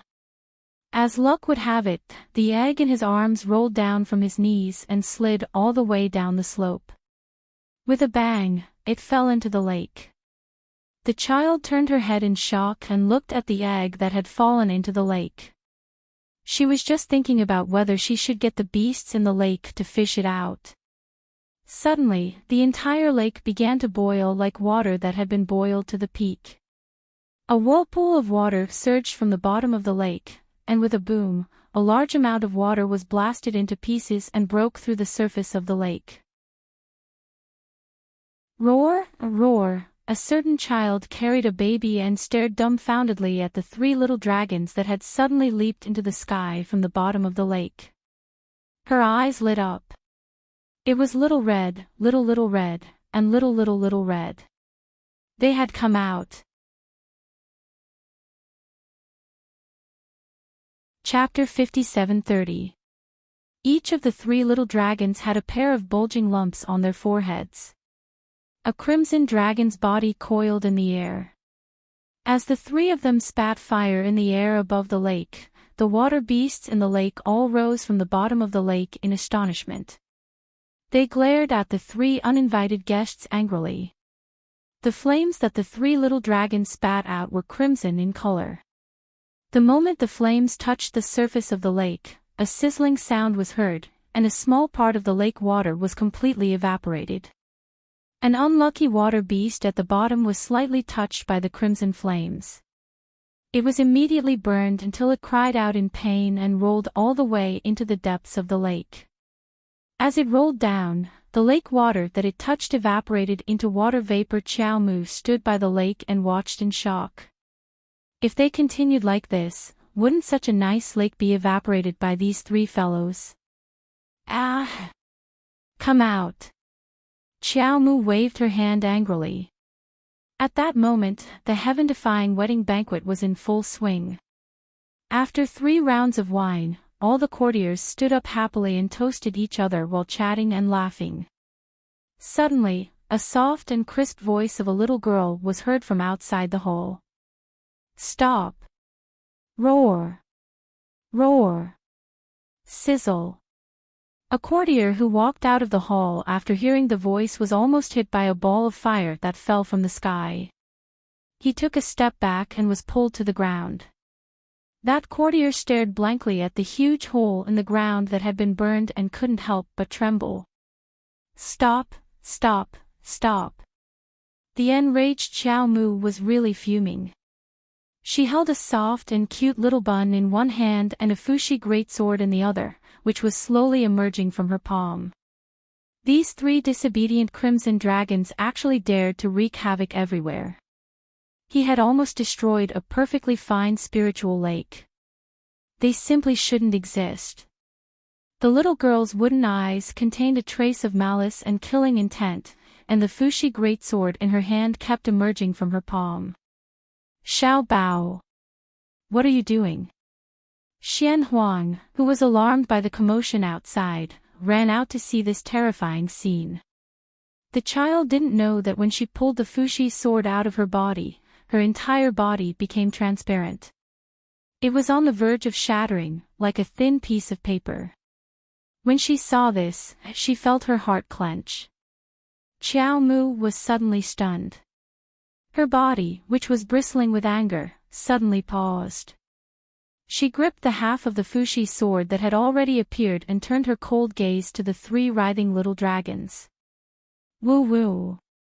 The 3 little dragons quickly stopped flipping around and ran down very intelligently. They circled around Xiao Mu and the cute little bun to curry favor. The officials suddenly felt that there were no good banquets, no good meetings. At this moment, they suddenly remembered that their empress, Qin Nitian's real body, would always cause a lot of trouble during the banquets. Their weak and pitiful little hearts could no longer take it. Don't worry. With little Bao's current strength, he probably won't be able to draw this sword. She knew that Xian Huang had closed her eyes slightly. So this child's current body didn't even have the strength to support the Fushi sword. She was so weak that it seemed like her body could collapse at any time. You know what to do. We've already dragged this out for a long time. Strictly speaking, her body without a pulse can't even be considered a spirit body. Nidian sighed softly. He stood beside Xian Huang and glanced at her. We should send her back to her original place. Xian Huang closed her eyes. Let's do it tonight.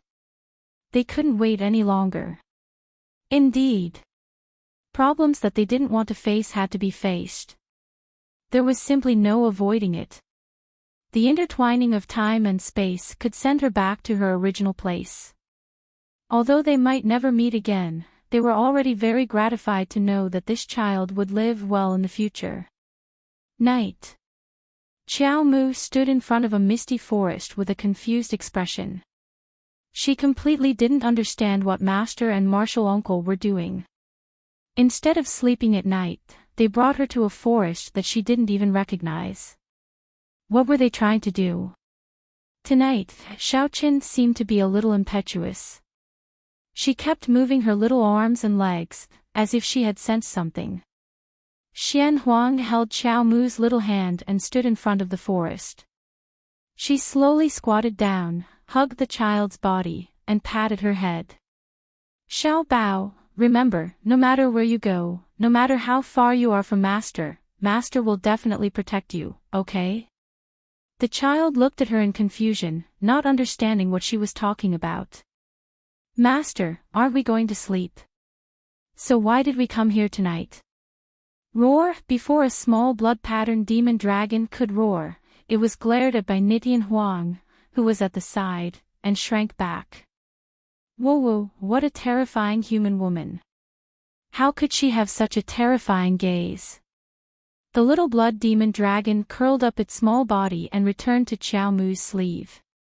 The other 2 demon dragons laid on Xiao Chen's head, lazily basking in the moonlight, ignoring their silly brother.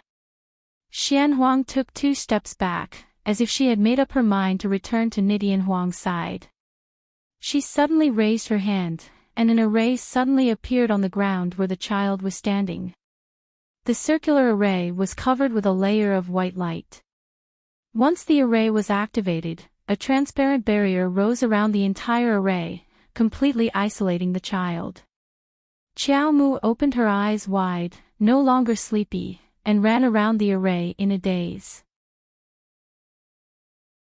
She took a step with her short legs and rushed towards the direction of the profound phoenix against the heavens, but was suddenly rebounded by the power of the great array. She fell on her butt and sat on the ground. She got up in a panic and ran towards the direction of the dark phoenix against the heavens. Xian Huang turned her little face away, and tears fell silently. The child ran over stubbornly, but was rebounded by the array's protective power time and time again. She wanted to summon the Fushi sword to split open the array, but suddenly found that her connection with the Fushi sword was also cut off by this hateful array. Her little face immediately became flustered. Tears began to accumulate in her large eyes and dripped down her cheeks. She suddenly pounced towards the array's barrier, and her little fists hammered the barrier. Tears flowed down her face, and she shouted, "Master, Martial Uncle! Don't leave Xiao Bao behind! Don't leave Xiao Bao behind, Xiao Bao will be obedient." She panicked. This was really a thought-provoking and terrifying night. Wah! Xiao Chen suddenly burst into tears, uncooperative. She was going to be left behind again, fear struck her heart, and Xiao Mu's big bright eyes were filled with innocent tears, as if she was an abandoned puppy, looking pitifully at Xian Huang. Xian Huang's heart was about to break, and she was about to collapse. She suddenly wanted to ignore everything and just leave this child behind. Let her go, she can't stay. Against the sky held back his tears and hardened his heart. Forcing her to stay wouldn't save her life at all. How long could she stay by their side? 1 year, 2 years, or 3 to 5 years? No, what they wanted was a long time. They wanted her to live well, to walk her own path in life comfortably and healthily. Rather than forcing her to stay, who knew how long it would take? It would be better to give her a vast sky and let her take off and soar. Master, Martial Uncle Master, Xiao Mu, who seemed to be trapped in a glass cage and couldn't escape, watched in horror as the figures of her master and the rest slowly blurred in her vision. Gone. Master and Martial Uncle were almost gone. She couldn't see them anymore. Boo-hoo, what should she do? She wanted to grab hold of something, but it was always like this. She wanted to grab hold of something that she wanted to cherish, but she couldn't grab hold of a single thing. Remember, child, Master and your martial uncle and the rest will always love you. No matter where you go, we will protect you, forever. Xiao Mu abruptly opened her eyes, which contained a wisp of chaos and astonishment. She stared blankly at the ceiling, unable to stop. Jojo, you're awake. A young woman pushed open the door and entered. She sat by the bed with joy in her eyes and gently pulled the dazed child into her arms. Jojo, you accidentally rolled down the hill in front of the school 3 days ago, and you were unconscious until today. You really scared me to death. Jojo. What's wrong? Are you still feeling unwell? The woman looked at her daughter, who was staring blankly at her, in astonishment. Her daughter's watery eyes were red and pitiful, and tears fell quietly. The moment Arbor spoke, she felt as if her whole body had been run over by a car 3 times. It was very oppressive and uncomfortable. Inexplicably, tears began to fall uncontrollably. She looked at the woman sitting by the bed and murmured softly, "Mother, I seem to have forgotten something very, very important." Forgetting made her feel very, very uncomfortable. She kept feeling that she had forgotten something very, very important. She couldn't remember anything. It's fine, it's fine. The doctor said that you might have hit your head when you rolled down the hill. You'll slowly recover in the future. You'll remember, child. Don't be afraid. Mother is here. Mother will protect you, good child. The woman hugged the child, who had been lost and recovered, in her arms again and sighed softly. Arbor slowly lifted the tattered quilt from her body and slowly got off the bed. She came in front of a broken bronze mirror. She reached out and gently wiped the bronze mirror. She expressionlessly looked at her blurry figure in the mirror. She had the appearance of a 7-year-old, with cold and sharp eyes. The coldness between her brows seemed to reflect the chill in her heart. I'm back. She coldly wiped the surface of the bronze mirror over and over again. Fan Chioha, you didn't expect that I, Arbor, would return one day. Are you prepared to die? All my enemies hiding in the dark, wash your necks clean and pay the price with your life. I'm back only to grow better. My path, even if it's full of thorns, must be paved with blood.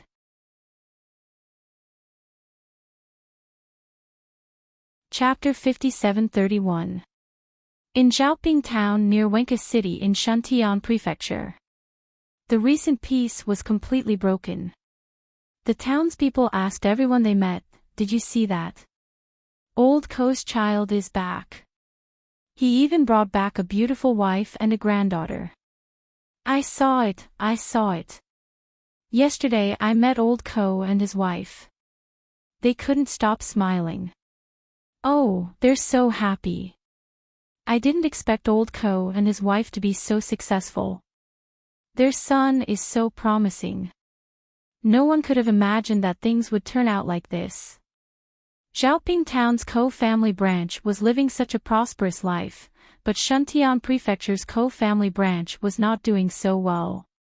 Ever since Little Fatty's parents were taken away by the Ko family many years ago and were rescued by Little Fatty. The Ko family head son, Ko Hongzhen, had his arm cut off by Little Fatty. Not long after, he died. Of course, the Ko family head couldn't take this lying down and wanted to find trouble with Little Fatty. He didn't expect that someone would find trouble with him again and again.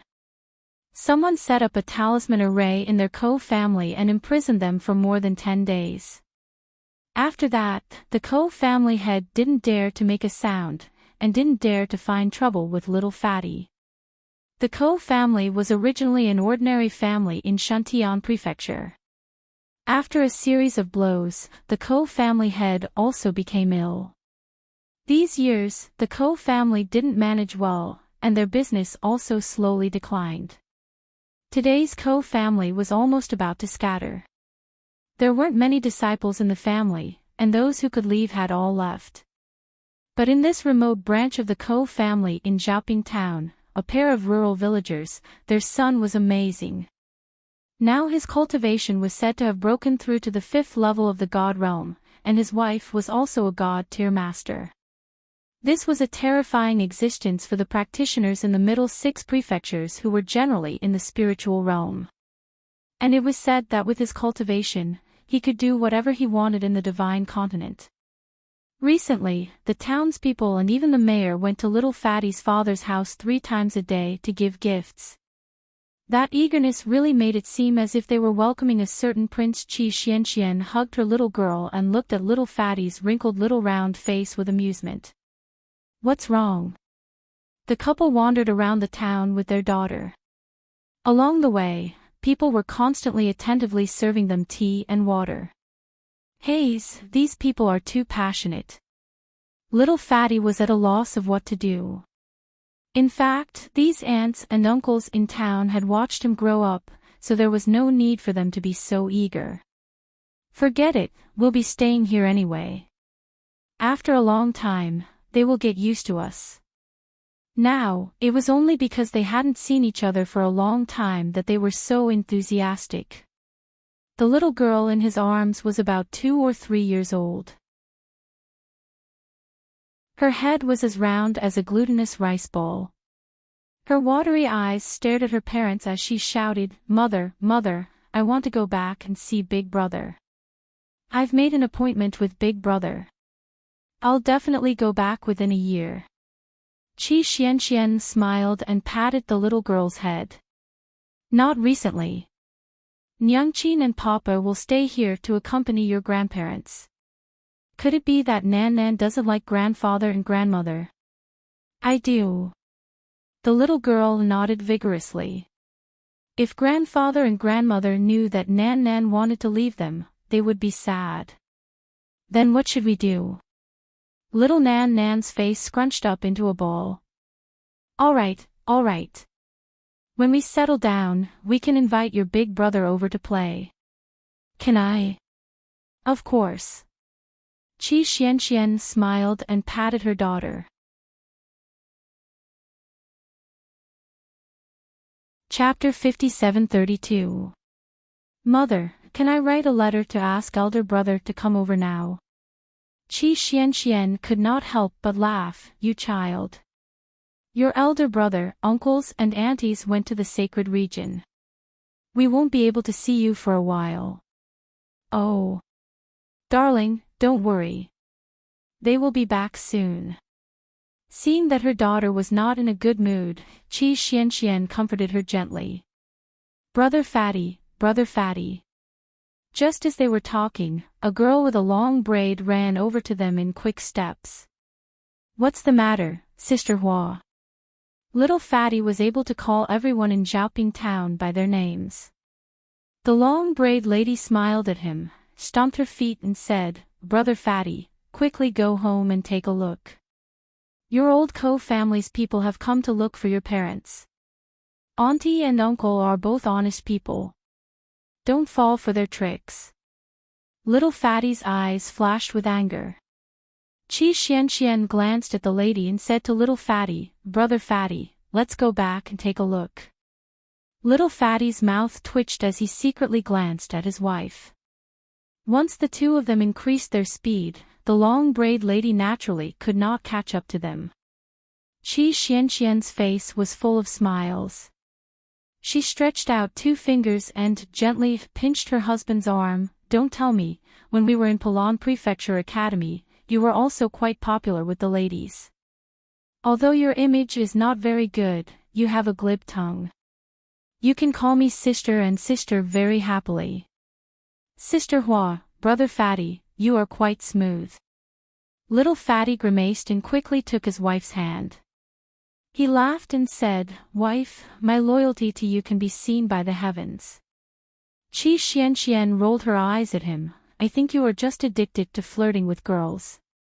Little Fatty had an innocent look. No, definitely not my wife. You know that when your husband became your man, I was completely innocent from top to bottom." Qi Xianxian could not help but laugh. "Your mouth really likes to joke around." "Since when?" Little Fatty had an innocent look on his face. "Dear, what I said is the truth." All right, let's not talk so much. Let's hurry back and see our parents," Qi Xianxian said. "That old fellow Ko Dihai, I wonder what he's up to this time." At a time like this, he actually wanted to come to Xiaoping town to find trouble. The Little Fatty was furious. Isn't that so? His father and mother were both honest people. If they met Ko Dihai, they would not be their match. This Ko Dihai only had half his life left, yet he still dared to come and find trouble with them. His death was simply not worth pitying. Qi Xianxian and Little Fatty rushed to their house.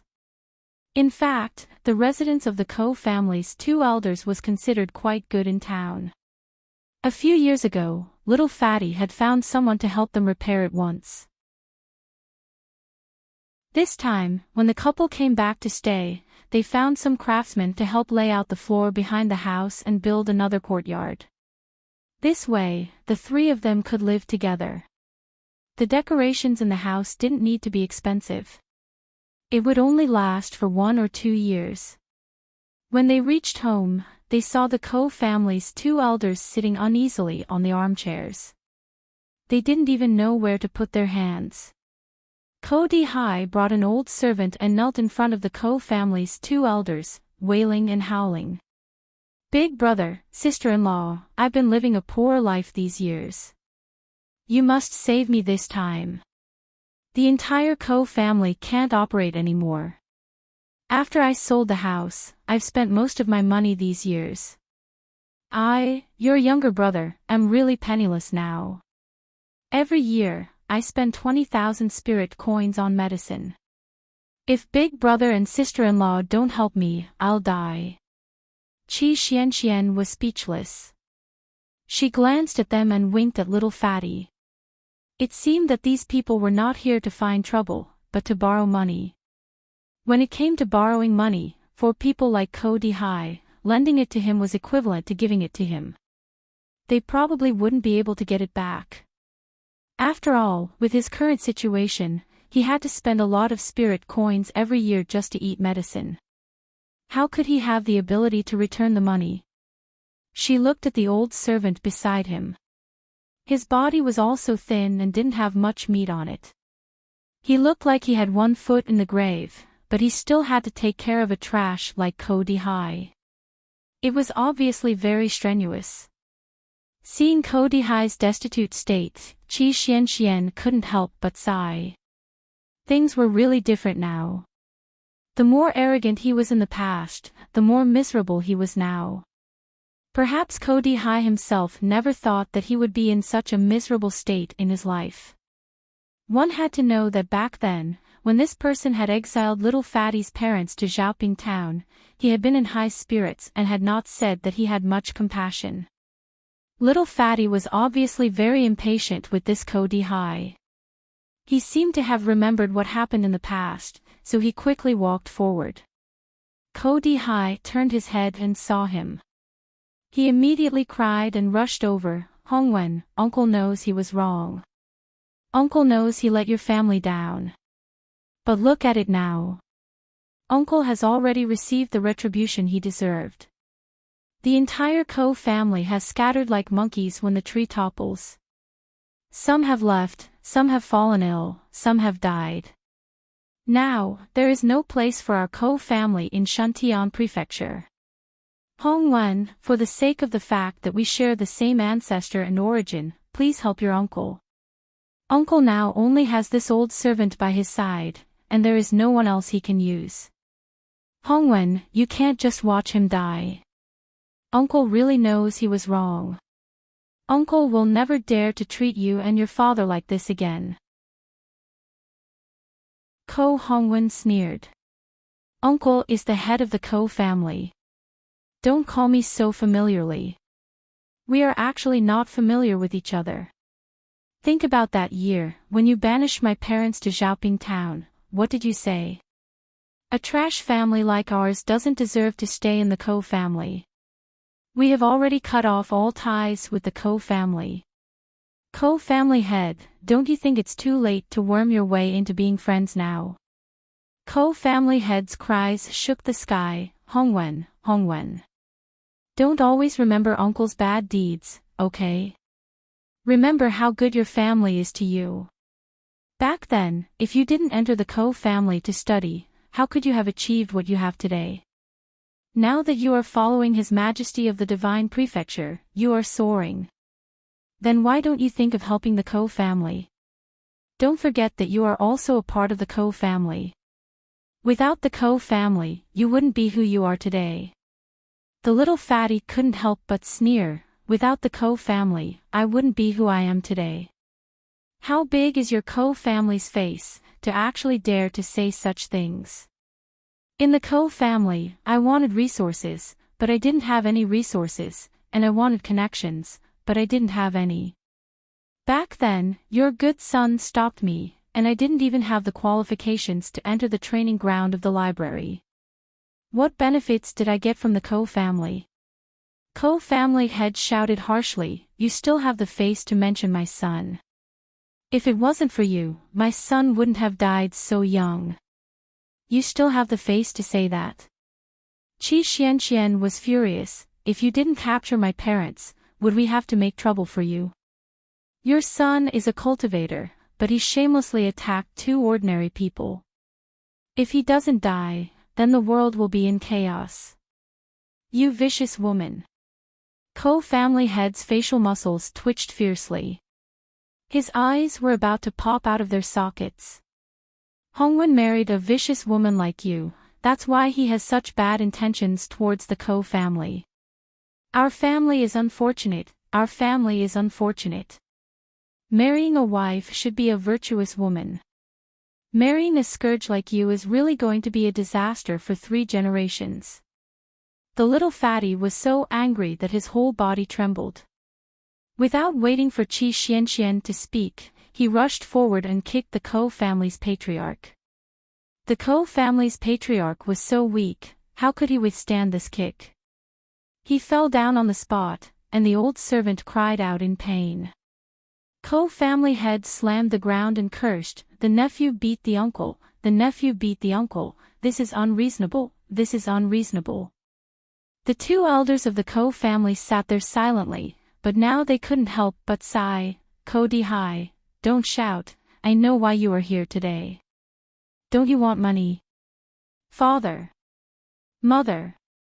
Ko Hongwen and Qi Xianxian hurriedly called out. The 2 elders waved their hands and looked at Ko Di, who was lying on the ground, and said, Ko Di, do you still remember? When we left the Ko family, you gave us 100 spirit coins as travel expenses. We will never forget this for the rest of our lives. Ko Dihai was stunned, and hurriedly quibbled, Big brother, big sister-in-law, I was blinded at that time, that's why I did such a stupid thing. I have completely repented now.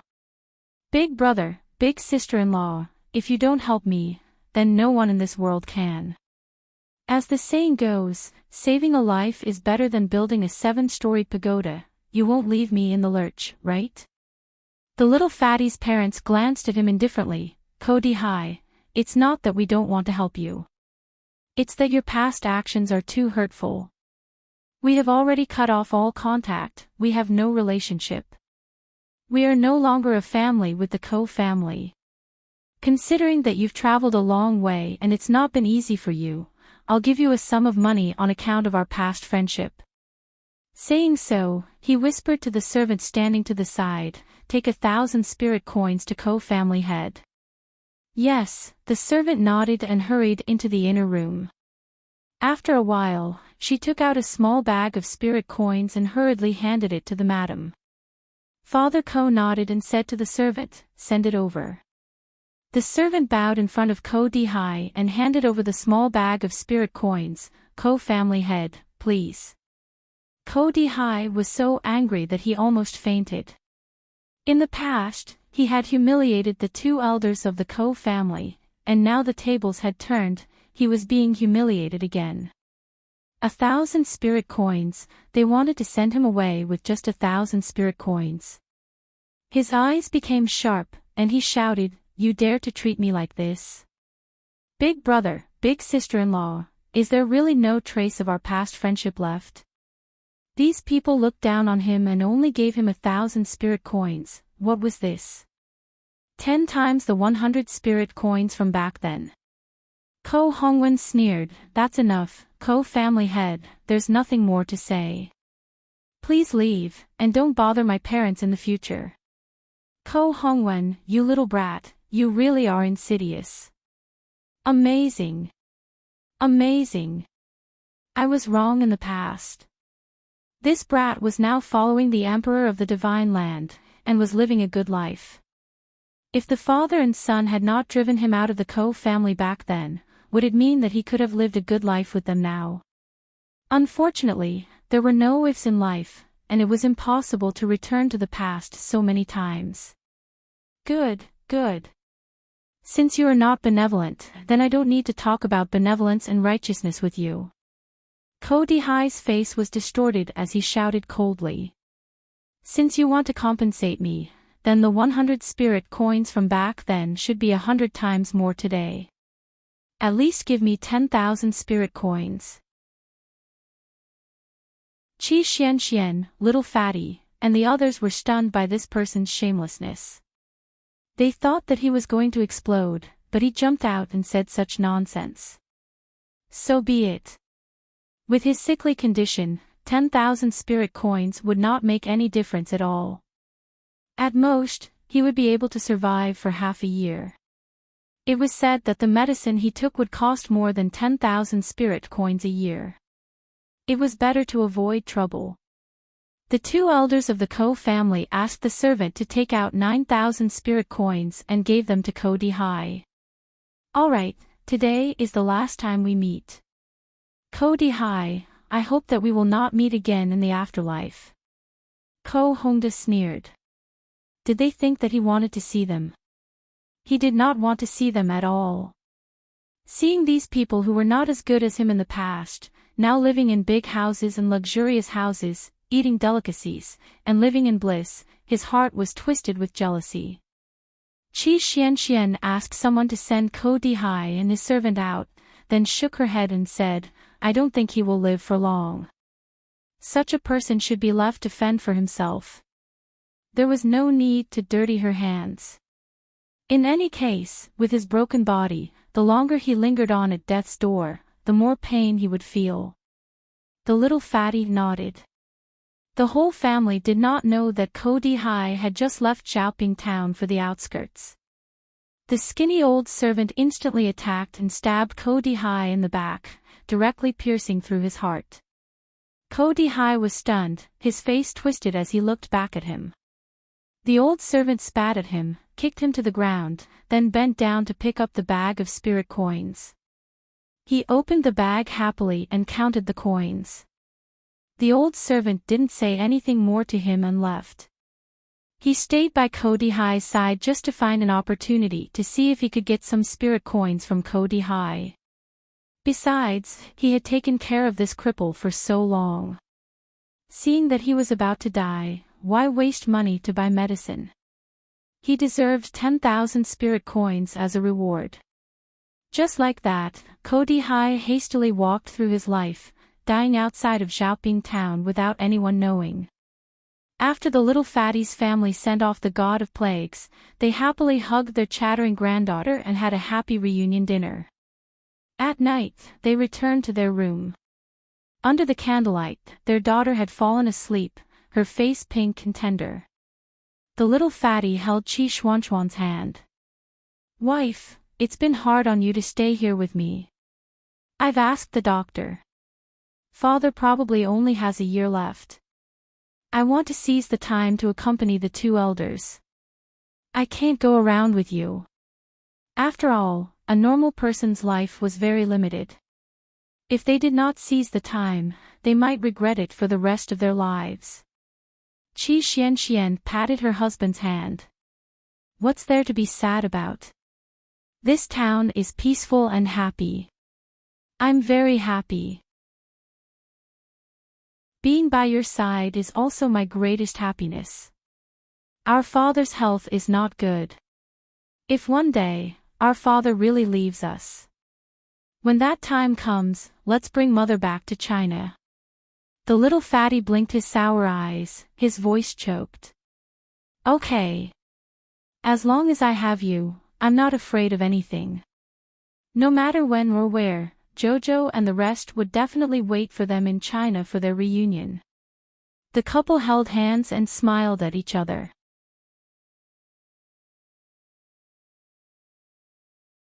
Chapter 57-33. Paw. A crisp sound rang out. The firewood in front of her was split in half. "Ro Xian, Ro Xian." A sturdy farmer walked in from outside the courtyard. "Your injuries haven't fully healed yet, why are you chopping firewood again? Let me help you." "No need, big brother Anyo." Mu Ro Xian was wearing a coarse green hemp garment. She turned her head and glanced at him with a smile. "I can do it myself." The sturdy man called Anyo's side. "You're always like this. Everyone in the village has received your kindness. It's not impossible for us to help you once in a while." Mu Ro Xian shook the firewood in her hand. "I'm almost done chopping. If big brother Anyo really feels apologetic, then help me get 2 buckets of water." "All right." The farmer who was dispatched walked out quickly with a happy expression. "Ro Xian, wait here. I'll go get water for you right now." Mu Ro Xian smiled. After watching him leave, she turned her head and scooped half a ladle of water from the water jar, gulping down a few mouthfuls. She raised her sleeve to wipe her mouth. Looking at the lonely little courtyard, she sighed self-deprecatingly. Now in the entire divine continent, the 4th stage of the antidote had been put into the water source. As long as she drank more water, she could still control the source of the poison in her body. Unfortunately, treating the symptoms but not the root cause. It could only delay the outbreak, but could not completely cure it. However, she thought that perhaps if she took the antidote for a lifetime, she might not have an outbreak for the rest of her life. Ancient Path Village was a place that couldn't be found on the map of the divine continent. She came here a year ago and settled down. The people here were simple and honest. There were only 100 or so families in the village, so she was familiar with everyone at the front and back of the village. After Mu Ro Xian settled down, she liked this simple little mountain village more and more. Without all the scheming in the Mu family, her mood gradually calmed down. Perhaps she would have to live in this mountain village for the rest of her life. But it didn't matter. This kind of peaceful life was already a luxury for the current her. Big brother Anyo quickly walked in with 2 buckets of water. He said to her with a smile, "Someone came to the village today. A person from a great cultivator aristocratic family came to our village to inspect. Look around to see if we missed any corpse puppets." Ever since His Majesty issued the edict, all the cultivator families have actively participated in the mission to eliminate the remaining corpse puppets. Our divine land hasn't been so peaceful for 2 years. Mu Rochuan was stunned for a moment before she smiled. "That's good news." "Yes." Brother Anyo cautiously said to her, "I heard that some half-zombies would hide in remote villages like ours, hiding from people. These practitioners are mainly here to clean up the people who are showing signs of turning into corpses, so that they won't turn into zombies and harm the entire village." Mu Rochuan's heart tightened as she clenched her fist slightly. "I have to go back. Later, the village chief will bring those venerables to check from house to house. Sister Rose Xian, you should tidy up the house as well. Those great venerables might come over in a while." Mu Rochuan nodded solemnly. Seeing Brother Anyo go out, Mu Rochuan couldn't help but sigh. She thought to herself, could it be that the peaceful year will come to an end today? Dong, dong, dong, dong, dong. Not long after, someone knocked on the courtyard door. The village chief shouted from outside, Miss Mu, open the door." Mu Rochuan was already prepared. She closed her eyes and walked forward to open the door. Then, she heard a stern voice. "Everyone, be careful. The detector is reacting to this woman. Tie her up first." So the people of the 3 prefectures have already invented a spirit tool that can accurately capture and monitor zombies. Mu Rochuan couldn't help but smile bitterly. She surrendered without any resistance. Behind the man who shouted, several experts rushed out and bound Mu Rochuan with the power of fire spirit. Then, someone found a spirit binding rope and tied her up tightly. What a cunning zombie. Your body is already in a half-collapsed state, yet you still dare to secretly hide in a remote mountain village. The man in the lead angrily rebuked with a stern face. Mu Rochuan knew this person. He was Wang Yan of the Heavenly Pill Company, an outstanding pill refiner under Arbor. Yes, the Empress of the Divine Land, revered by tens of thousands of people. She was now the most respected person in the 3 prefectures. With just one sentence, she naturally made tens of thousands of people bow their heads. It was normal that Wang Yan didn't recognize her. Although they had met once or twice, she was currently dressed in coarse hemp clothes.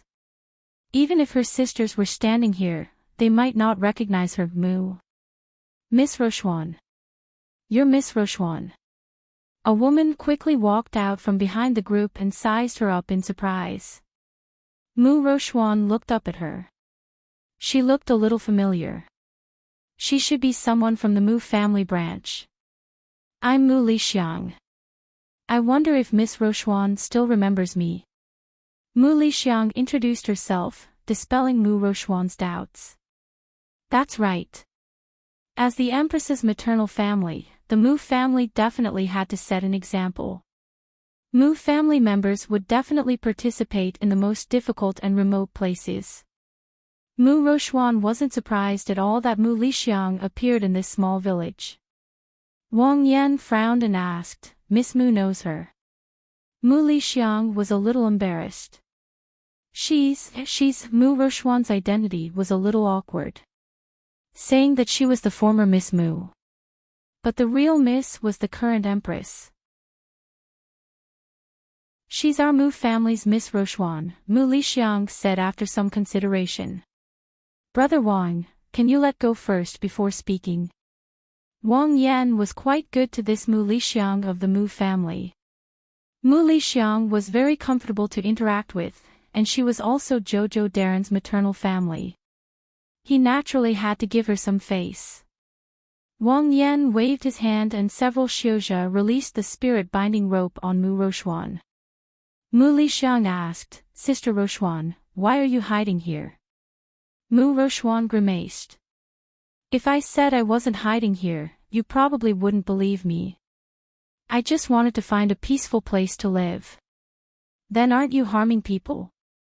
An old woman behind the village chief couldn't help but scream angrily. The village chief was a little embarrassed and hurriedly pulled his wife's hand. He had just asked this Miss Rochuan to help his family a few days ago. Now that the old woman suddenly made things difficult and scolded her, he couldn't help but go. However, the old woman hurriedly shook off the village chief's hand and scolded loudly, You're already a half-zombie. Aren't you afraid that you'll suddenly lose your mind and harm the entire village? I can control it. Mu Rochuan said with a determined expression. You can control it. Is this something you can control just because you say so? You've lived in our village for a year and now you know everything about it. We're all ordinary people. There's not a single Xiuzha in the village. Aren't you harming people by living here? What if your zombie transformation acts up? Who can deal with you? Then won't we all become food on your plate? The village chief's wife couldn't help but shudder when she said this. She hurriedly shouted, Honored elders, you must uphold justice for our village. Quickly execute this evil spirit on the spot. The village chief had an awkward expression but didn't immediately stop the old woman. Brother Anyo rushed out when he heard this. Impossible. Anyo, don't be bewitched by ghosts. Anyo's mother hurriedly reached out to pull her son. She looked at Mu Rochuan with a strange expression. The village chief's wife is right. Honored elders, quickly dispose of this evil thing. Don't harm our entire village. Everyone in the village heard such a big commotion and ran out of their houses. They all asked each other and couldn't help but be shocked. What? The beautiful girl who came to their village a year ago was actually a half-zombie. Was she about to mutate into a zombie? You don't need to be overly nervous. Wang Yan said with a frown, We've already placed the 4th stage of the antidote in the water sources of the 3 regions. As long as someone has taken the water, they will definitely be able to control the zombie poison in their body. It won't act up so easily. The reason why they were so serious earlier was mainly because they wanted to capture Mu Rochuan and interrogate her alone. However, it didn't mean that they would immediately dispose of her. Based on the nature of doctors, they would first check if this person could be saved. If there was a cure, they would naturally save her. If there was no cure, they would definitely not be lenient. Honored elders, don't lie to us. How can a zombie still be saved? That's right, that's right. Half a year ago, zombies were still everywhere, eating anyone they saw. Wang Yan couldn't communicate with them. Half a year ago. What happened half a year ago? Based on the current situation of the 3 regions, the situation half a month ago couldn't be compared to today. Right now, the 3 regions were glowing with new vitality. It was really changing day by day and gradually getting better. Honored elders, I beg you to quickly dispose of this evil woman. Anyo's mother shouted sternly, Our village can't leave this evil thing alive. Mother, mother. Anyo shouted with all his might, Mother, how can you say that? Don't forget, last time when you were seriously ill, it was Rochuan who took out a precious pill and cured you. How can you do this? Anyo, this filial son, couldn't say the words repay kindness with enmity to his old mother. However, there was an indescribable sense of regret in his eyes. Anyo's mother slapped him unhappily, What do you know, child? This is called putting righteousness before family. How can we be merciful to zombies? Haven't you suffered enough in the past? Zombies should be treated equally and executed. Wang Yan couldn't help but sneer. You village woman, according to the current emperor and her majesty's decree, you should still be saved as much as possible. You're really vicious and merciless. Nyo's mother blushed at his words. She pursed her lips and didn't say anything. Wang Yan waved his hand. Take her away. Mu Rochuan turned around and glanced at her own small courtyard. This was the place where she had lived for a year. The villagers who had been beaming with joy at her yesterday were now looking at her with hatred. It was as if she had already turned into a zombie and wanted to devour them all. This was probably human nature. When you were harmless to them and treated them well, they would praise you to the heavens. Once something went wrong, everyone would naturally want to step forward and trample on you. Mu Lixiang sighed and shook her head. Sister Rochuan, this place isn't as peaceful as you said. You want to find a place like a paradise? It's a pity that this village isn't what you think it is. Mu Rochuan smiled bitterly. Are you going to take me back to the capital? She asked indifferently. Life was full of ups and downs, and she had already seen through everything. After this incident, it was as if she had seen through the world of mortals and didn't have any thoughts about anything. Yes, she should have known earlier, shouldn't she? You can treat others wholeheartedly, but everything might not go according to your wishes. Mu Lixiang walked to her side and took out a small green and furry fruit from her inner world and handed it to her. Sister Rochuan, eldest young master told me to give this to you. Mu Rochuan was stunned. Holding the fruit, she felt her heart heat up. What is it? Although she asked this, her heart couldn't help but heat up when she saw the burning gazes around her. Holy fruit! Wang Yan shouted with a face full of joy. Before leaving the capital, Sir Jojo had also given him a holy fruit. He had told him not to use it unless it was absolutely necessary, and that he had to check the person's character before using it. The holy fruit was extremely valuable. Even a person who had turned into a whole corpse would be cured and their cultivation level would rise by a level. He had one in his inner world, so he naturally recognized it. Wang Yan patted Mu Rochuan's shoulder. Since that's the case, you can go into seclusion after eating it. This person doesn't need to be registered. He said, no need to register. This meant that her name was removed from the list of corpse puppets? Mu Rochuan was excited. Holding the holy fruit, her hands trembled slightly. Eldest young master came to find me before leaving the capital. He said that I would follow the aristocratic family's team and search for corpse puppets. Perhaps I would meet you. If I did, he asked me to give this to you.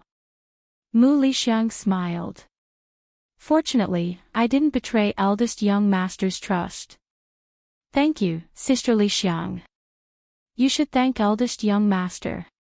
Mu Lixiang smiled, then said, no, perhaps you should thank eldest young Mississippi. Eldest young miss gave this holy fruit to eldest young master. I heard eldest young master mention it. Eldest young miss gave him too. Mu Lixiang looked at her and smiled. Do you understand? Mu Rochuan bit her lip and lowered her head slightly. Eldest young miss is the softest person in the world. She didn't want to see eldest young master sad. She also never wanted to make things difficult for you. I know. Mu Rochuan smiled in relief. She said that I was never her match. She's right. Many things are due to my own desperate efforts. Mu Rochuan smiled. Sister Lixiang, help me thank her. Just say that I'm not someone who doesn't know what's good for me. Do you have any plans? Mu Lixiang smiled. I want to wait until my body recovers before taking a stroll. Do something meaningful. Perhaps I'll join the team to clear out corpse puppets. Maybe I'll meet my big brother then. Sister Rochuan, I'm relieved that you think this way. Mu Lixiang smiled brightly. Then we'll meet again. I look forward to that day. Definitely. We'll meet again. She was Mu Rochuan, the reborn Mu Rochuan.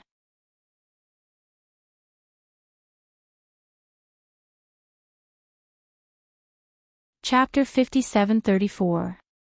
In the woods on the outskirts. A man in simple green clothes was sitting under a short tree, eating the dry food in his hand. At this moment, a burst of ding ding dang dang dang, sounds of swords clashing could be heard from the outside. The sound was getting closer and closer. 3 or 5 tall and sturdy men were chasing each other, trying to cut him off as they fought and retreated toward him. Chirp chirp, chirp chirp. A small mechanical bird flapping its wings circled around the man's shoulder, chirping noisily, Mu Xingchen, Mu Xingchen. Mu Xingchen sighed, patted the little mechanical bird's head, and slowly got up. He couldn't even have a peaceful meal, and he even encountered people fighting here. He didn't know who was fighting who among the 3 to 5 burly men. It felt like they were in a chaotic fight. The swords in their hands didn't have eyes at all, slashing at anyone they saw. After half a quarter of an hour, 3 of them fell to the ground and cursed loudly. Only 2 were still fighting there. Mu Xingchen chewed on a bun and couldn't stand it anymore, so he asked, "Are you guys done fighting?" "Shut up." The 2 burly men who were fighting each other turned their heads and yelled fiercely at Mu Xingchen. "I also really want to shut up, but you guys are really disturbing the peace and quiet by making such a ruckus." Originally, he was thinking of lying down to catch up on sleep after eating the bun. Now that these guys were stirring things up, he probably didn't have the chance. "You bastard, just shut up when I tell you to. Why are you talking so much nonsense?" One of the burly men in the fight was holding a large machete. He cursed fiercely and slashed at his opponent's neck with the machete in his hand. Seeing this, Mu Xingchen moved his finger slightly, and a flame zigzagged forward. It suddenly hit the burly man's machete. With a clang, the 1-meter-long machete in the burly man's hand suddenly fell to the ground. Everyone was shocked, and they looked back at Mu Xingchen in panic. They instantly understood. The person in front of them was dressed in coarse clothes and looked travel-worn, but in fact, he was a rare expert. For low-level lackeys like them, he could pinch them to death with 1 finger. However, he had just been glaring at the other party, cursing and scolding him with a bad attitude. Thinking of this, the burly man was so scared that he broke out in cold sweat. Plop! Kneeling on the ground, the burly man repeatedly kowtowed and shouted, "Spare my life, hero! Spare my life!" Mu Xingchen was speechless. Did he look like a bandit? "Shut up, you're so noisy," Mu Xingchen shouted coldly. "Yes, yes, yes." The large man was sweating profusely as he asked in a trembling voice, "I don't know where you come from. This lowly one deserves to die 1,000 deaths for offending you. Please, for the sake of not knowing, spare this lowly one's life." Mu Xingchen didn't intend to make a move in the first place, but he saw that the other party's behavior was a little overboard, so he stepped in to stop them. Seeing this person frightened to this extent, he felt a little apologetic in his heart. Thus, he asked calmly, "Why are you fighting?" The men who had lost too much blood due to the fight looked at each other. From the looks of it, they were all heavily injured. There were bloodstains on their bodies and faces. It was the man whose saber had fallen to the ground who said, "We picked up an earth-level medicinal herb in the forest." Subsequently, they fought over this rare earth-level medicinal herb. Actually, earth-level medicinal herbs weren't very expensive in China. However, to ordinary farmers, this was definitely a precious medicinal herb. After selling it, they would reap a lot of benefits and could help improve their family's conditions. That person continued, "After we saw this earth-level medicinal herb, none of us was willing to let it go. We couldn't come to an agreement, so in the end, Mu Xingchen was speechless. In the end, they reached an agreement and simply used fighting to resolve this matter. In the end, whoever could still stand there alive would be the owner of this earth-level medicinal herb. For a young master of an aristocratic family like Mu Xingqian, it was hard to imagine in the past that there would be people in this world who would risk their lives for an earth-level medicinal herb. However, in the past half a year, he had been traveling in the 3 continents, specifically choosing remote places to travel. After traveling and seeing more, he knew some of the hardships of the people's lives. In this world, there was always a gap between the rich and the poor. Those who drowned would die from drowning, and those who died from drought would die from drought. This kind of thing wasn't something a small commoner like him could control. He just wanted to come out for a walk and gain more experience. Other than that, he reached out and stroked the little mechanical bird beside him. At this time, the little mechanical bird was still calling Mu Xingqian very warmly. He suddenly thought of what Xikong Fuling said that day. Mu Xingqian, if I die in this battle, I hope that one day, when you think of me, your heart won't be filled with hatred and disappointment toward me. I hope that you can at least think of the predicament we were in the realm of misfortune that day. He actually really wanted to ask this Miss Xikong, is this life tiring? If there's an afterlife, do you hope to meet the person you like earlier?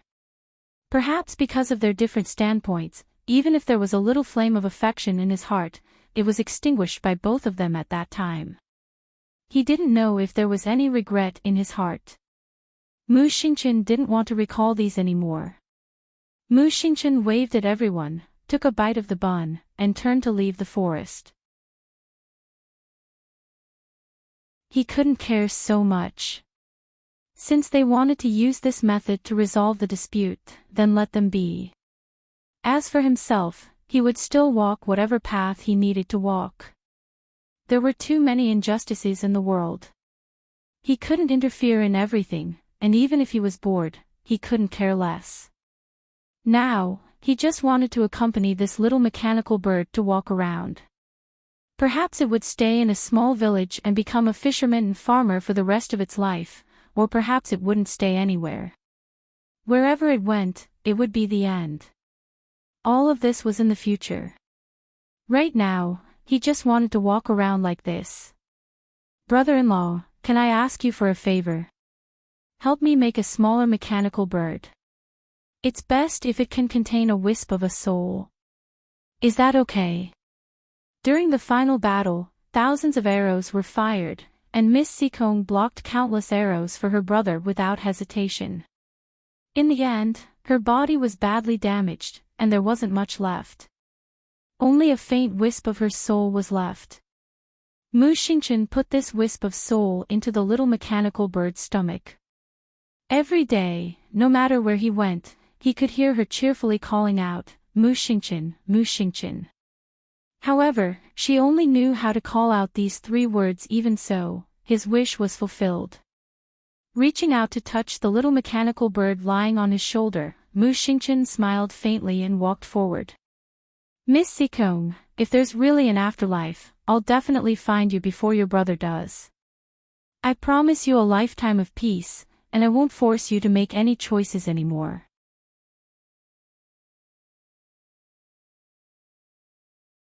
Chapter 57-35. Rosy Cloud's Peak was the main peak of the Holy Water sect. Just like the deep and serene bamboo forest in the past, the bamboos rustled softly in the wind.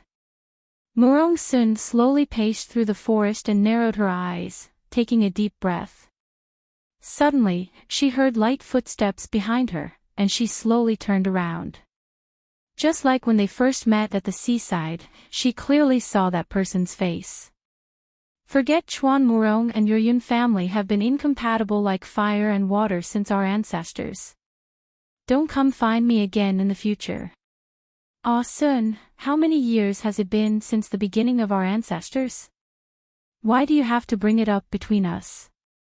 Daughter, we already know about the matter between you and the young master of the Yun family. After all, this was a matter from a long, long time ago. Your parents aren't unenlightened people. If you really want to be with him, then go.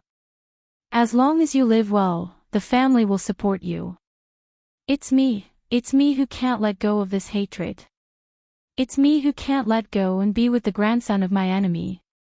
It's me who feels ashamed to face my parents and elders and can't forget Chuan Long clan anymore. Ah Sun, there's only one chance for you to leave me. That's my death. Murong Sun looked at the man with slightly white hair at his temples. He was as handsome and spirited as before, and his eyes were as gentle as before. She suddenly smiled at him and took a few steps forward of her own accord. I'm back. Yunfiang didn't expect this to be the first sentence she said to him after several decades apart. There was no bone-deep hatred, no complaints, and no curses. There was only a faint smile on her face and that, I'm back. Yunfiang felt heat surge out of his eyes. He dashed forward, his hands trembling slightly as he pulled her into his embrace. Setting aside the years he hid her in the ice coffin, he felt like he hadn't seen her for a very, very long time. Murong Sun touched his face. It was icy and wet. Eldest senior sister, eldest senior sister. A loud voice came from outside the forest. Eldest senior sister, I hunted a while. The word rooster stopped in his mouth, and Sect Master Yang's expression turned strange. Its big eyes were wide open as it stared at the two people who were hugging each other not far away. Shh. A few little heads popped out from the side and gestured for her to keep quiet. Why are you shushing me? I saw it. Come out. Murong Sun exasperatedly scolded. Su Shanshan, Jiang Qi, Fang Su, and the other holy water sect disciples walked out from behind Yang Shirong in a hubbub and scratched their heads with silly smiles. It was all the sect master's fault. Previously, they were hiding here well, but she suddenly ran over and shouted.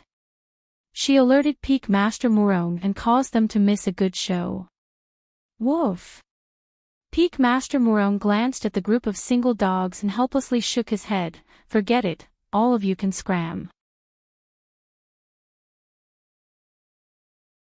Oh, by the way, I saw that you guys were quite free recently, so I accepted a mission for you guys. Hold a flower banquet with the noble clans and sects to promote the friendship between the young cultivators of the 3 prefectures. What? Yes. Murong Sun nodded unhurriedly. It's exactly what you're thinking. Second junior sister, you're not young anymore. Peak Master Murong looked at her with a pained expression. Although the sect wants you to carry the banner, we didn't want you to be single until now. Yang Shirong. What did I do? Where am I? Is eldest senior sister insulting me? Eldest senior sister insulting me for still being single? Is eldest senior sister insulting me for being single? Yang Shirong stomped her feet and pinched the pheasant in her hand. She coyly swayed her body. Eldest senior sister. You're a guy who forgets about friendship after lust. I don't want to talk to you anymore. After saying that, she ran away while holding the pheasant in one hand and sobbing in the other. Murong Sun's lips twitched. She felt that junior sister Yang's coquettish actions were a bit suffocating. PFT Su Shanshan couldn't resist bursting out in laughter before hastily covering her mouth. Murong Sun glared at her and assumed the dignity of a master. What's so funny? Did you all finish cultivating today? Did you read the cultivation technique book? Did you clean Maple Pavilion? Why are you still standing here? Hurry up and do what you need to do. Oh. Everyone nodded their heads in unison. Aunt Yi's furious roar came from afar. Sect Master. Didn't I tell you to stay away from the kitchen? Why are you here again? Aren't I here to kill a chicken? Put it down, put down the knife immediately. Oh my God, Sect Master. Don't run. Oh my god, no, it's the chicken, don't run, the senior and junior sisters of the second sect master's family are cooking. Ji Luzhing, you old punk, why is your Xuanji sect coming to our holy water sect every day to freeload food and drink? What does it matter? We're all neighbors. You punk, oh my chicken, hurry up and catch it, catch it, catch it. Su Shanshan and the others couldn't help but cover their mouths and laugh. Murong Sun glared at them.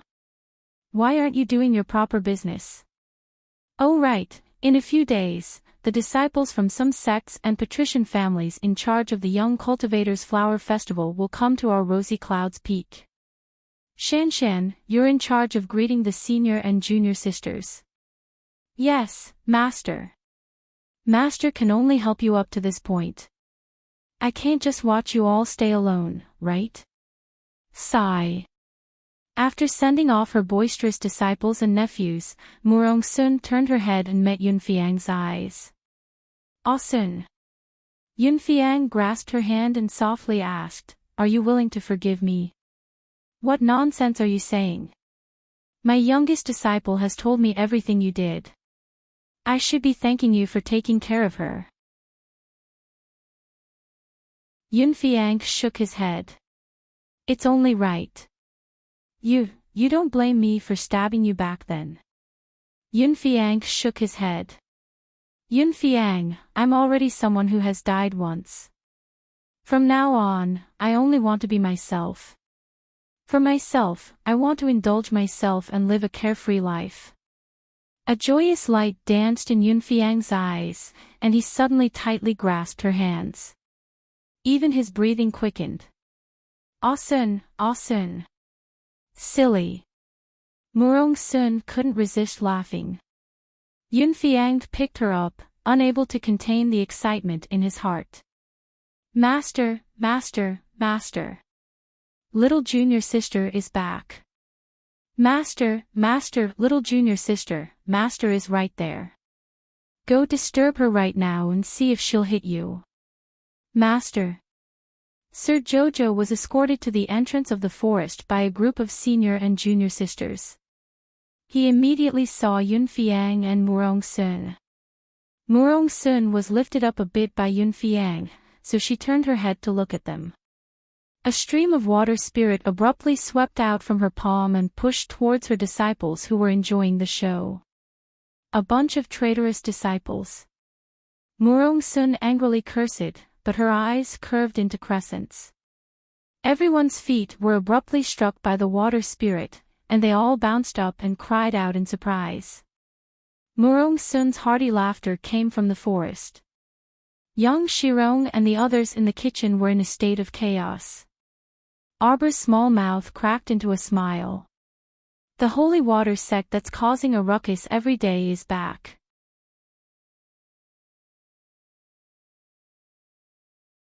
Chapter 57-36.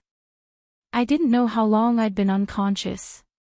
When I woke up again, I felt a ray of sunlight coming in from outside into this dark and damp cave.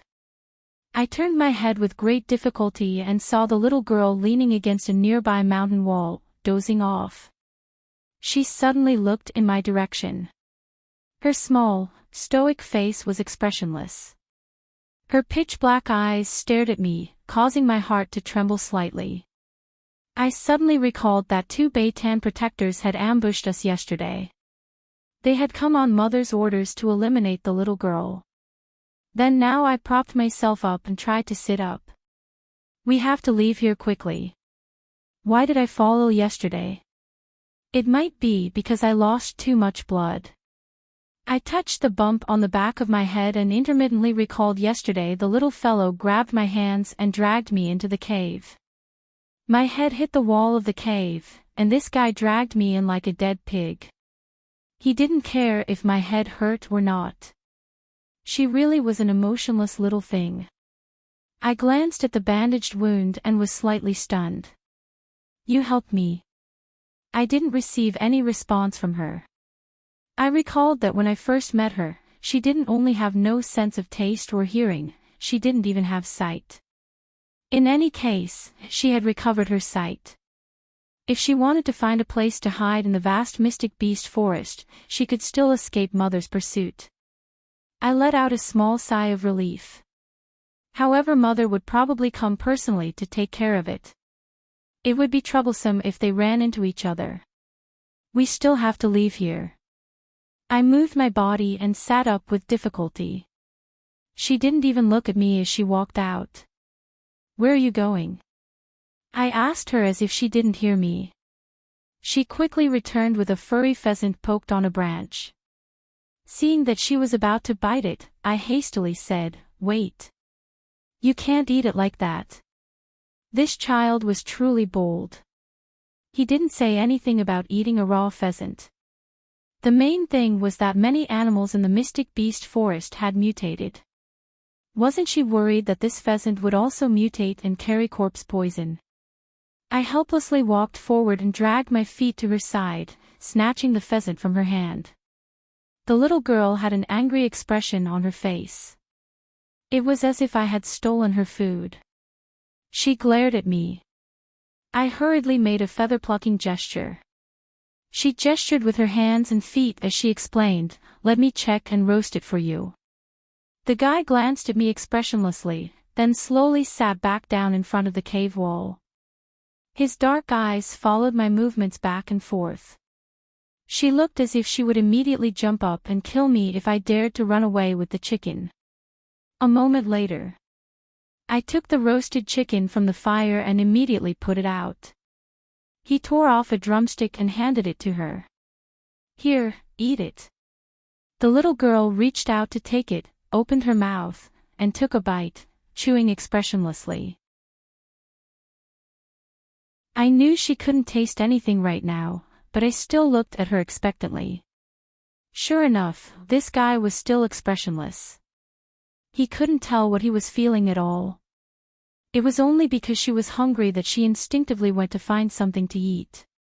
Yesterday, I blocked the killing move for her and was injured by the Dharma protector. At that time, I saw her fingers move like the wind and hit 2 of my acupoints. Everything she did was based on instinct.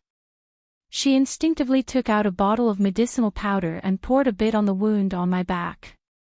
Afterwards, with a slap, her small hand heavily pressed on the wound on my back. I didn't know what kind of ointment she had stuck on my wound. At that time, I didn't know what it was, but now I felt the wound on my back cool and should be much better. Although I knew everything was based on her instincts, including treating my wound, I still felt a bit happy. She helped me treat my wound. Didn't that mean she at least treated me well in her heart? Now that the wound on my back had stopped bleeding, the wound caused by mystic energy didn't hurt as much as before. Actually, I didn't care. My broken body is already broken beyond repair. I was poisoned with the love-severing poison when I was young, so Mother had always been worried. In the beginning, I didn't believe this poison was really that powerful. But recently, I kept feeling pain and discomfort all over, starting from my heart to my forelimbs and bones. The pain was truly unbearable, as if ants were gnawing on them. Only now did I know that perhaps I had unknowingly fallen in love with this little stoic. Mother and I both knew that this was the only symptom of this poison.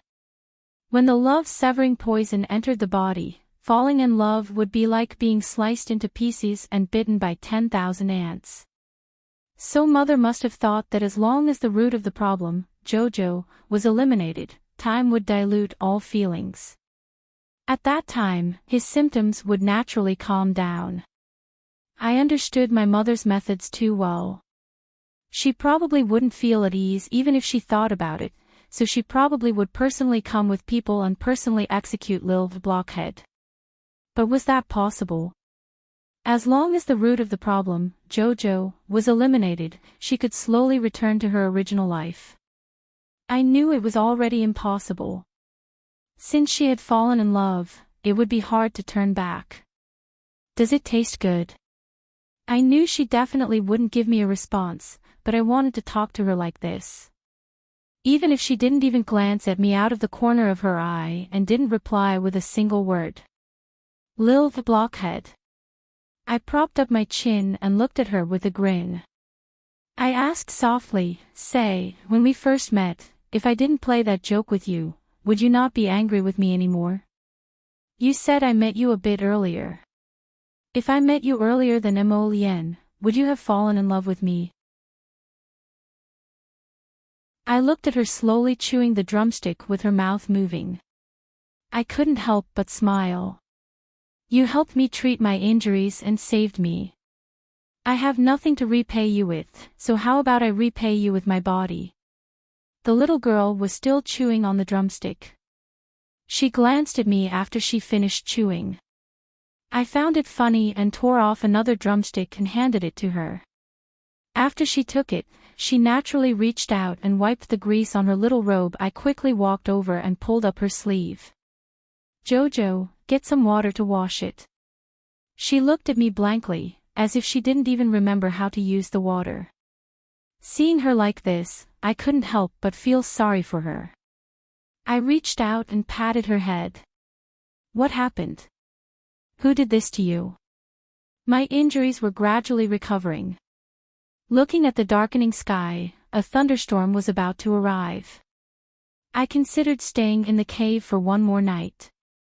Tomorrow, we would leave this place and look for a good place to settle down. Even if Lil the Blockhead had to stay like this for the rest of her life, it didn't matter. I would take care of her. That night, it rained heavily as expected.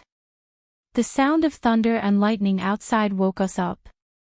I saw the little girl crawl up from the cave wall. She squatted there and quietly looked at the lightning outside. "Don't be afraid, it's fine." As soon as I said this, a bolt of lightning split a small tree at the entrance of the cave in half. The little girl suddenly jumped up and ran to the entrance of the cave to look outside. I hurriedly ran over and pulled her to my side. Then, we saw the downpour. Splash! The two of us were almost drenched like drowned rats. The rain was blown into the cave by the strong wind. I had no choice but to pull her inside. I explained to her, "It's raining heavily outside. Let's take shelter inside. After a night of wind and rain, the entrance of the cave will probably be flooded." The little girl expressionlessly followed me for a few steps. We both settled down and sat down. She suddenly reached out and patted me a few times. Then, she stuffed something into my hand. I was stunned. I lowered my head and vaguely saw a pill in my hand. There was no light in the cave at this time. It was dark in front of us. Even the moonlight that shone in at the beginning couldn't be seen. I sat in the darkness, but there was a faint flame in my heart. I said, "Jojo, it would be great if we could be like this for the rest of our lives. Let's not go out, okay? Let's leave this messy and noisy world behind. Let's find a place where there's no one and live in seclusion, okay? Just you and me, the two of us. No one will disturb us." I said softly and rambled, "Jojo, can you answer me?" I knew she wouldn't respond, but I couldn't help but say a bunch of nonsense. The next day, the sky cleared up. When I walked out of the dark and cramped cave, I had a premonition that I would lose her. A long, long time later. I don't know how much effort it took for me to ask that question, "Jojo, do you really not remember how we spent those 2 days together?" That day, Jojo promised me that he would be with me. We would find a place where no one would disturb us and live in seclusion. Impossible. Emolien, this person, his words were really unpleasant to the ears. Every time he said it, it felt like he was hitting the nail on the head. She won't promise you anything. If I don't believe her, should I believe you? I was really speechless. Then I don't know how long I suffered day and night. Until one day, I finally opened up to her. My mother was poisoned by that vicious woman from the Long family. I've been carrying this poison since I was a baby. But it wasn't me who did it.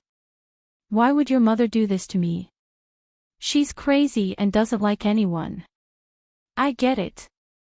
She thinks I stole her son, right?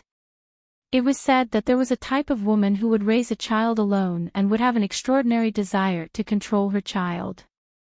I've always felt that your mother's mental state wasn't normal. That must be it. No, you don't understand at all. You don't understand how terrible it is when the love-severing poison acts up. Sometimes, when I think about you for a second longer, it feels like a sharp dagger piercing my heart. It's unbearable torture. There's always been a lack of communication between you and me. You don't understand what I'm saying at all. This is the barrier between our hearts. This is a gap that can't be crossed. A long, long time later, I finally understood that Mo Lien and I are not the same person.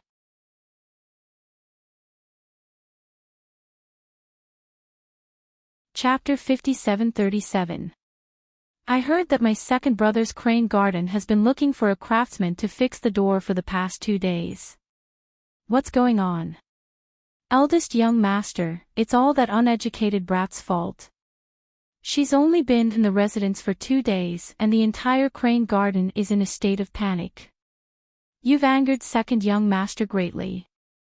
What an interesting little girl. This young master would like to have a look at her.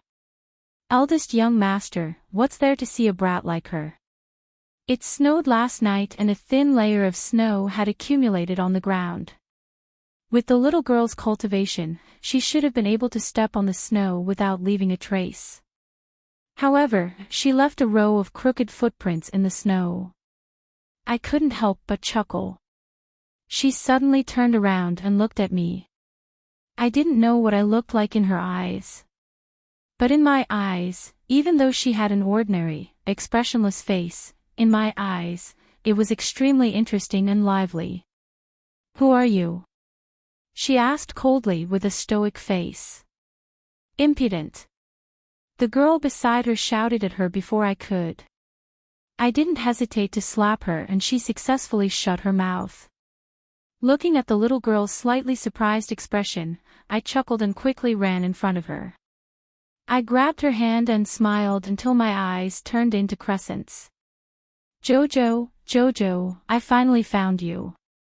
Don't think that I don't know who you are just because you changed your name to Mu Xiao Bao. You're Jojo, you're my Jojo. Looking at her shocked eyes, I couldn't help but laugh. She was still in disguise, wasn't she? I suddenly called her by her original name. I'm afraid she was going to jump in fright. According to the original situation, she should have slapped me and poisoned the maid next to me until she became mute. However, she looked as if she had seen a ghost and suddenly threw my hand away. With a whoosh, she jumped onto the roof and disappeared without a trace.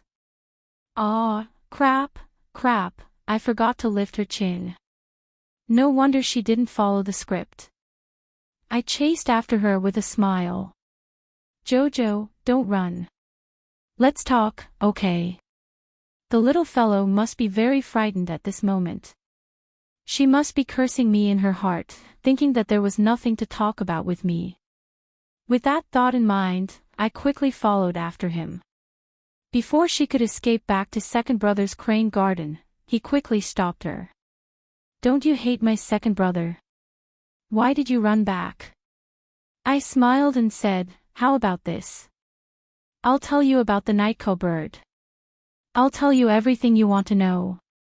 I will also help you deal with the forces behind the Nightco bird. As long as you want to know, I will tell you everything. Looking at her dumbstruck face, I couldn't help but laugh. I floated in front of her and poked her face. He couldn't help but feel excited. It was warm and real. It's really Jojo. Did I go back? Back to that afternoon many years ago. Back to that afternoon when the snow was falling and I saw her deliberately leaving a row of small, crooked footprints under the tree. Back to the day we first met. This time, I will stand by your side without hesitation. I don't care about the family's mission or the ancestral rites. Arbor sat in front of the ice coffin with his chin propped up. After looking at it for a while, he slowly stood up. Master, Chin Da's soul has already dissipated. It's better not to wait. Maybe a miracle will happen. Arbor muttered to himself. I haven't told him that I forgive him. His ancestors had been in charge of heavenly fate for a long time. He and Omega Kotoku probably didn't have a choice. Someone had already paved the path for them.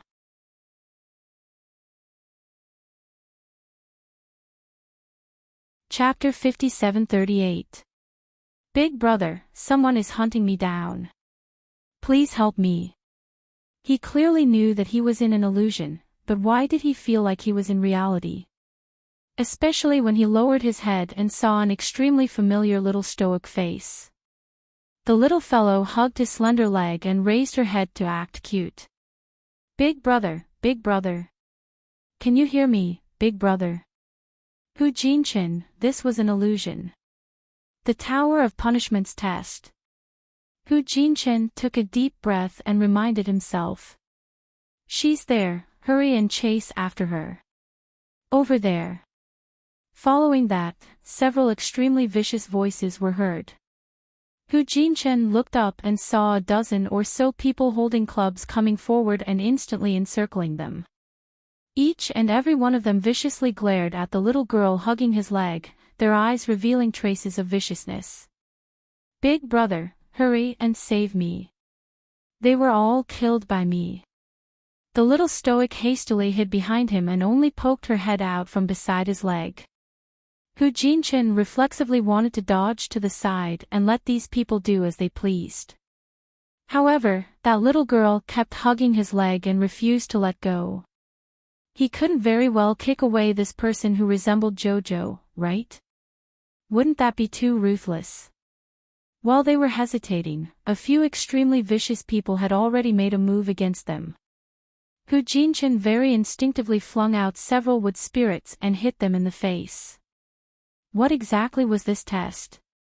As he pondered, he saw the little girl scramble up from the ground and grin at him. Hu Jinchin looked at her without any ripples. His Qiao wouldn't show such a silly smile.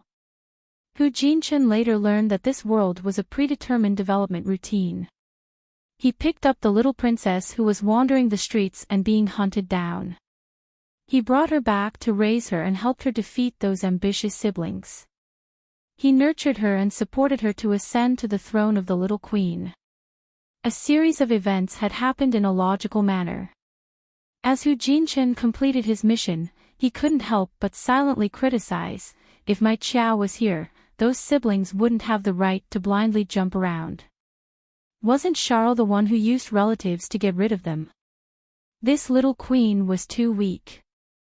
So this was an illusion formation that tested one's heart of power. If he were to succumb to it, he would eventually kill this puppet queen and ascend to the throne, wouldn't he? The little queen stepped over the high threshold and walked towards him again. TSK, only their faces looked alike, but the rest of them really didn't resemble each other. Trying to confuse him with this, wasn't he looking down on him too much? Yes, according to the plot, the little queen should be walking towards him with her short and chubby legs, plop. He looked at the little girl in front of him, trembling in fear as she submitted to him, and pitifully said that she would abdicate her position to him. Hu Shichin couldn't help but want to roll his eyes. Stand up. The little queen shook her body. I told you to stand up, did you hear me? The little queen trembled as she climbed to her feet. She held on to the stool beside her and barely managed to keep herself from falling. Hu Shichin was speechless. She didn't seem like his Joe at all. If it was his Qiao, even if she was still young, she would not be afraid of anything. How could his Qiao last submit to anyone? 3 years had passed in this illusion array. In reality, Hu Shichin was very clear that only 3 days had passed. It was better to end it. The more he looked at it, the more it didn't seem like his JoJo. Boring flicking his sleeves, the scenery in front of him changed into a palace shrouded in fragrant mist. As he stepped in, he saw groups of women with Xiao Qiao's little face pouncing towards him. The creator of this talisman array was too good at grasping people's hearts. He always liked to create things that people wanted to see from the bottom of their hearts. Hu Shichen was all smiles as he was dragged into the main hall in groups of 3 to 5. The women giggled as they swung the gauze in their hands and leaned towards him. Suddenly, a wooden vine whip appeared in Hu Shichen's hand and swept away one of the women with a swish. That person cried out in shock and then turned into a wisp of illusory smoke, instantly disappearing from his sight. He wondered how Mo Lian was doing. These illusions shouldn't have much effect on him, but this dog-like creator of the illusion array always liked to create a bunch of JoJo to test him.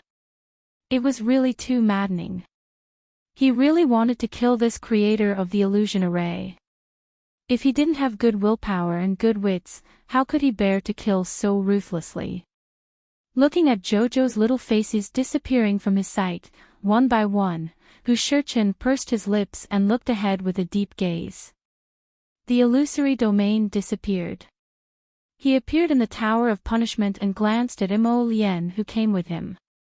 "Yo, you've changed your clothes." He had a malicious expression. "What did you see in the 3rd stage just now?" "I didn't see anything." Mo Lian replied expressionlessly. "Impossible." Hu Shichen snorted. "Look at you, you've changed your clothes. You definitely didn't control yourself just now. I'll definitely tell the little guy later." Mo Lian glanced at him. "A bad guy who looks like a JoJo tore it. When I hit her and threw her, it tore it." Hu Shichen, the creator of this talisman array, was really magical. It could actually create the person they wanted to see the most. A long, long time ago. Xian Huang, quickly help me think. I've created a super big tower specially used to imprison criminals. I've already set up layers of mechanisms, but I still feel like something's missing. Can you think of a way to create a big array? The kind that's used to test and trap people. Leave this kind of thing to my disciple. Xian Huang lifted her hand and carried over the child who was seriously drawing talismans behind the desk. Grandpa Tiandao's eyes lit up. He rushed over and shook the child vigorously. Child, help Grandpa create a super big talisman array to trap those bastards who broke out of prison. When you cultivate the righteous Tao, Grandpa won't send heavenly lightning to strike you anymore. How about that? Several days later. Daughter, how is it? I've created a big fantasy array for you. As long as you step in, you'll have to go through the 3 tests of money, power, and sex. If you can't get out, you'll be trapped inside forever. The eye of the array is in my likeness. Only by passing my test can you walk out of the fantasy array. Grandpa Tiandao smiled and nodded. Daughter, you're so talented at such a young age. In the future, you'll be my biological daughter. Xian Huang. Wasn't he still Grandpa a few days ago? It hasn't even been 2 days, and you've lowered your seniority. Is it really okay for you to be such a lackey? Jojo propped his chin on his hand and sat beside the small pond in his courtyard. He drew a golden talisman in the air and pushed it out expressionlessly. Lightning explosion talisman. Open. If Grandpa Tiandao doesn't keep his promise in the future and wants to strike me, I'll strike him back. 100 years passed. One day, Mo Lian, Hu Shichen, and the rest accidentally found out that the creator of the fantasy array in the Tower of Punishment was actually their JoJo.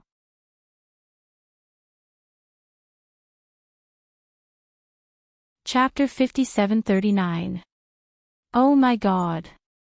GC felt her body go out of control as she followed the venerable peach blossom immortal into the beast's mouth. When its 2 rows of teeth were closed, he narrowly passed through and slid down the chaos beast's esophagus.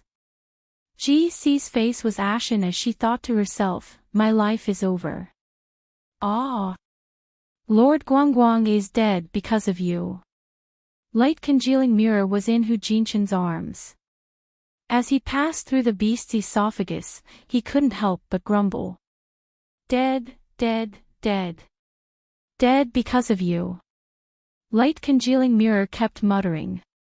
Its little hand grabbed a handkerchief and tried to wipe the tears from the corners of its eyes. How could Hu Jinshan care about its muttering? He directly threw out a wood spirit and stabbed the beast's esophagus. Roar! Chaos was in pain. It suddenly writhed, and a huge wave appeared on the surface of the sea. Voila! Hu Jinshan brushed away the sword with one hand and stabbed it into its esophagus with a cold expression, reducing the speed of its descent. At the same time, a ray of sacred power drilled through and hit the beast's internal organs. Chaos felt its body turn upside down. Therefore, it couldn't help but roll around in the abyss and roar in pain. Inside the abyss, little Tai Sui, who was knocked out by a huge wave, couldn't help but be stunned. Then, his expression suddenly changed. What kind of fucking luck was this? He didn't find Jojo, but he actually encountered a super big beast. 6 legs and 4 wings, red as fire. Its whole body is wrapped in a layer of blazing light, little Tai Sui muttered. His heart suddenly jumped, and his eyes widened. It's the beast Chaos. Bang! An icy mist assaulted him from the front, instantly freezing him from his blood to his limbs. Little Tai Sui turned around in a panic. Its whole body was stiff, and it was almost out of control. He fled upward with all his might. Unfortunately, the icy mist was extremely strong and froze him in a matter of minutes. In a hurry, a huge tail swept over, and the tail wind swept his body. Hu Jinshan didn't expect that while he was dealing with this beast inside, little Tai Sui was unlucky outside. Light congealing mirror almost cried when it saw how ferocious he was. This sire, please stop for a moment. What are you trying to do? What? Wasn't this obvious? Ma Yingshan sneered, of course it's to poke a hole from the inside so that I can get out. Light congealing mirror. Is it really okay for you humans to be so cruel? No. Don't hurt Dun Dun first. Why don't I discuss with Hun Dun and ask him to expel you? Yuan Shichen curled his lips and looked coldly at the light congealing mirror in his hand. Good idea. Expel. As long as it dared to defecate, he dared to stab its anus to death. Light congealing mirror could see the malice in the man's eyes. She shuddered and quickly corrected herself. No, it's spitting it out. For some reason, the human in front of him looked terrifying. It made the light congealing mirror feel a trace of fear from the bottom of its heart. I will discuss with Hun Dun and ask it to spit you out. Ha, don't be anxious. It was about to cry. Dun Dun's internal organs were about to be pierced through by this abnormal human. It felt that Dun Dun was a little pitiful. What to do? Light congealing mirror wiped away its tears. It carefully transmitted its voice to the churning Dun Dun in the sea. Dun Dun, don't be anxious. Listen to me first. You'd better let these humans out of your stomach first. This human beside me is not to be trifled with. If this goes on, I'm worried that your intestines will rot and you will die. Ow. The chaos beast let out an earth-shattering roar. Its entire body was tossing and turning in the sea abyss, creating a large splash. Dun Dun, this is called a wise man submits to circumstances. This is not called cowardice, understand? Light congealing mirror taught the angry chaos beast. Yes, yes, yes, I know you want to come out. When I find an exceptionally talented master, I will definitely be able to let you out. I'm not wronged at all. Dun dun, we have been companions for so many years. You can't die. We agreed that we would be best friends forever.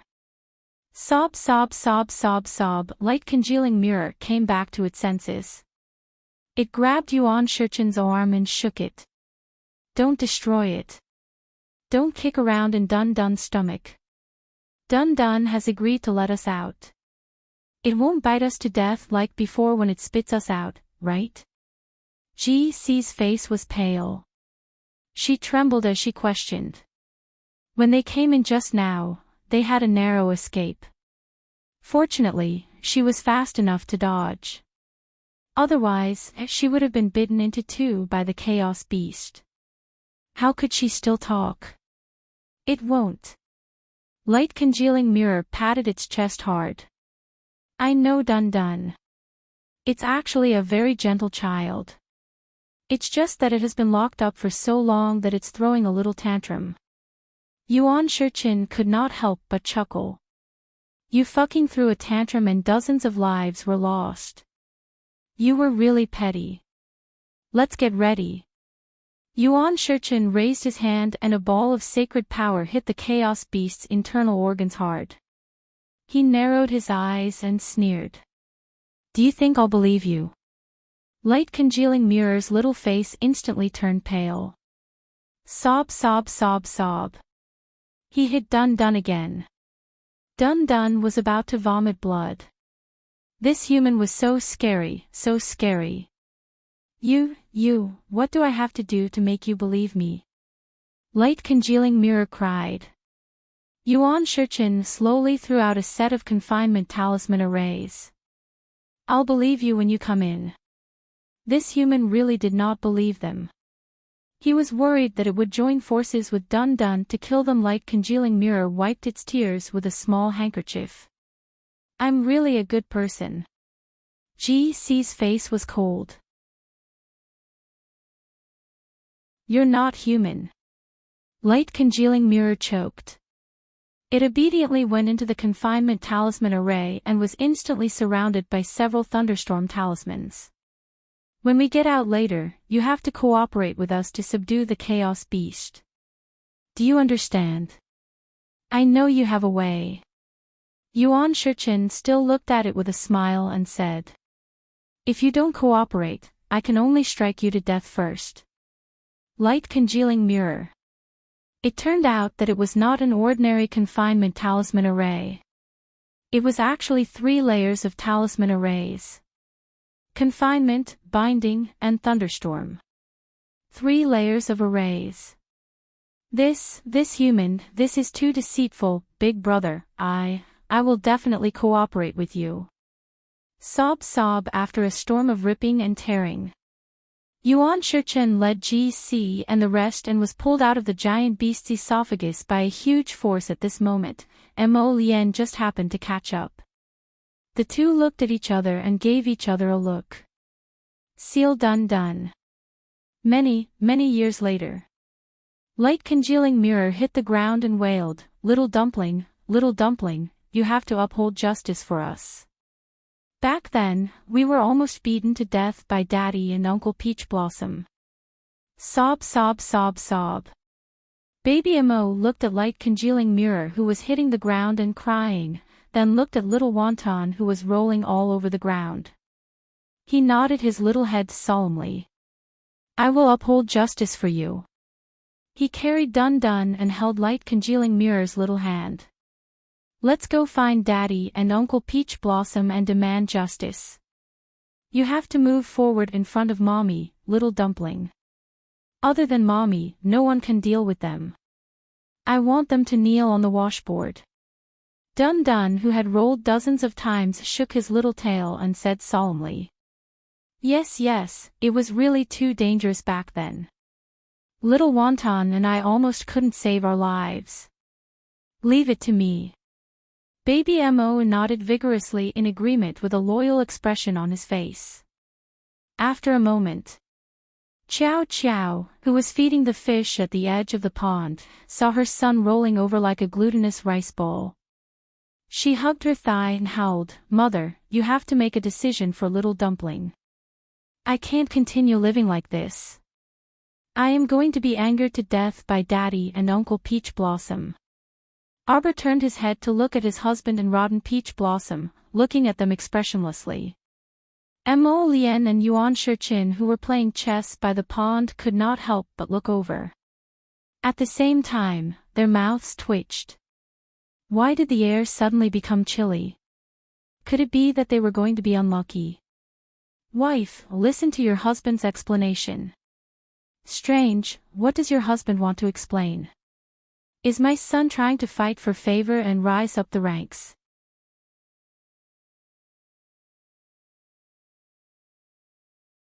Chapter 5740. I transmigrated into this magical world. I was shocked from the start. I didn't transmigrate into a rich family's daughter, nor did I transmigrate into a princess or a noble lady. I transmigrated into this divine continent where the strong were respected, but I actually transmigrated into a good-for-nothing. No, this was impossible. I transmigrated, so shouldn't I have the halo of a female lead? Why was I still pregnant with a vile spawn? I didn't want this vile spawn at all. I used 1,000 methods, but I couldn't get rid of her. With no other choice, I could only give birth to her. I didn't have any skills, so I could only temporarily rely on the Mu family and my lover, Mu Jingfeng. But later, I gradually found an opportunity. That Long Chuyun was the one with the halo of a female lead. Although Mu Jingfeng said he hated her, I could clearly see that every time he looked at her, there would be a light in his eyes. This disgusting man, he said one thing and did another. Since he dared to cheat on me, I naturally had to cheat on him back.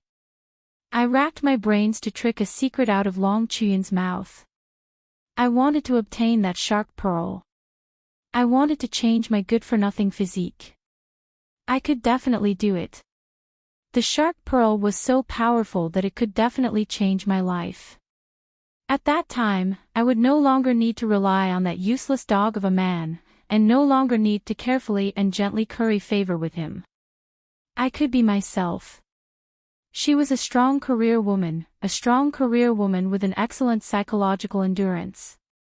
Since I already couldn't return to my modern world, I had to stay and become this world's main character. I schemed against Long Chuyun, plotting her death on Sikong planet step by step. And she was still so naive and sweet even in death, thinking that I was a good sister who treated her sincerely. Not only did I scheme against her, I also wanted to scheme against her daughter. I wanted to make this proud daughter unable to rest in peace even in death. I wanted to control her delicate daughter in my hands, so that she would never be able to escape the fate I had planned for her. But it was wrong. Ridiculously wrong. In the beginning, everything was developing well, but later on, it completely went off track.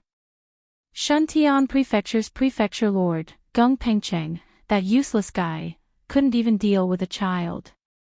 She actually came out of that lousy mountain village. She actually came to Shuntian Prefecture. She actually set foot on the land of the divine continent. This was impossible. Under my meticulous calculations, how could everything still be out of my control? I believe that everything I've set up is flawless. It's impossible for anyone to see through my true identity. But why I still lost? I didn't know why I lost until the moment before I died. Why am I still unable to control that girl's fate even though I've planned every step carefully? I won't be able to get the shark pearl that I've always wanted. An ordinary person like me, in this world where powerful martial artists are respected, I'm just an ant. But I can't accept it, I can't accept it. I have yet to see my Xiao Shui get married and have children. I have yet to see us mother and daughter live a truly comfortable life. Am I going to die just like that? I only found out right before I died. It turned out that I had been so wrong all along.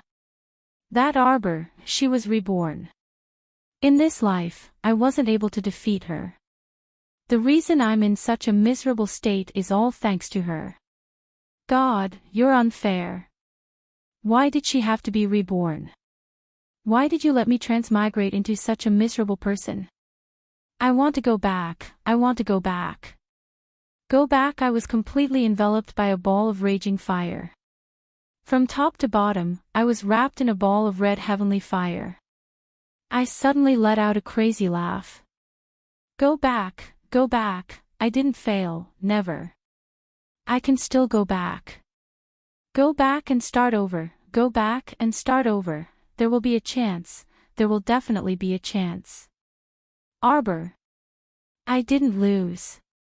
Aw, aw, aw, aw, aw.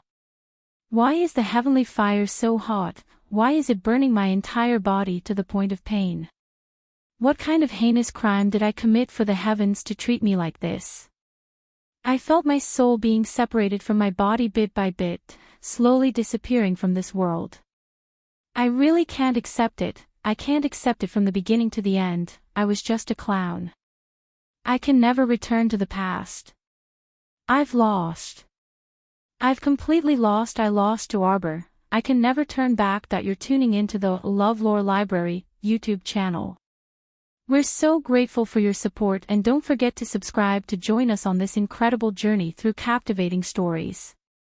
Your generosity through donations truly makes a world of difference, as it's the primary source of revenue that allows me to expand and enhance this channel for you. Thank you from the bottom of my heart for being a part of this adventure.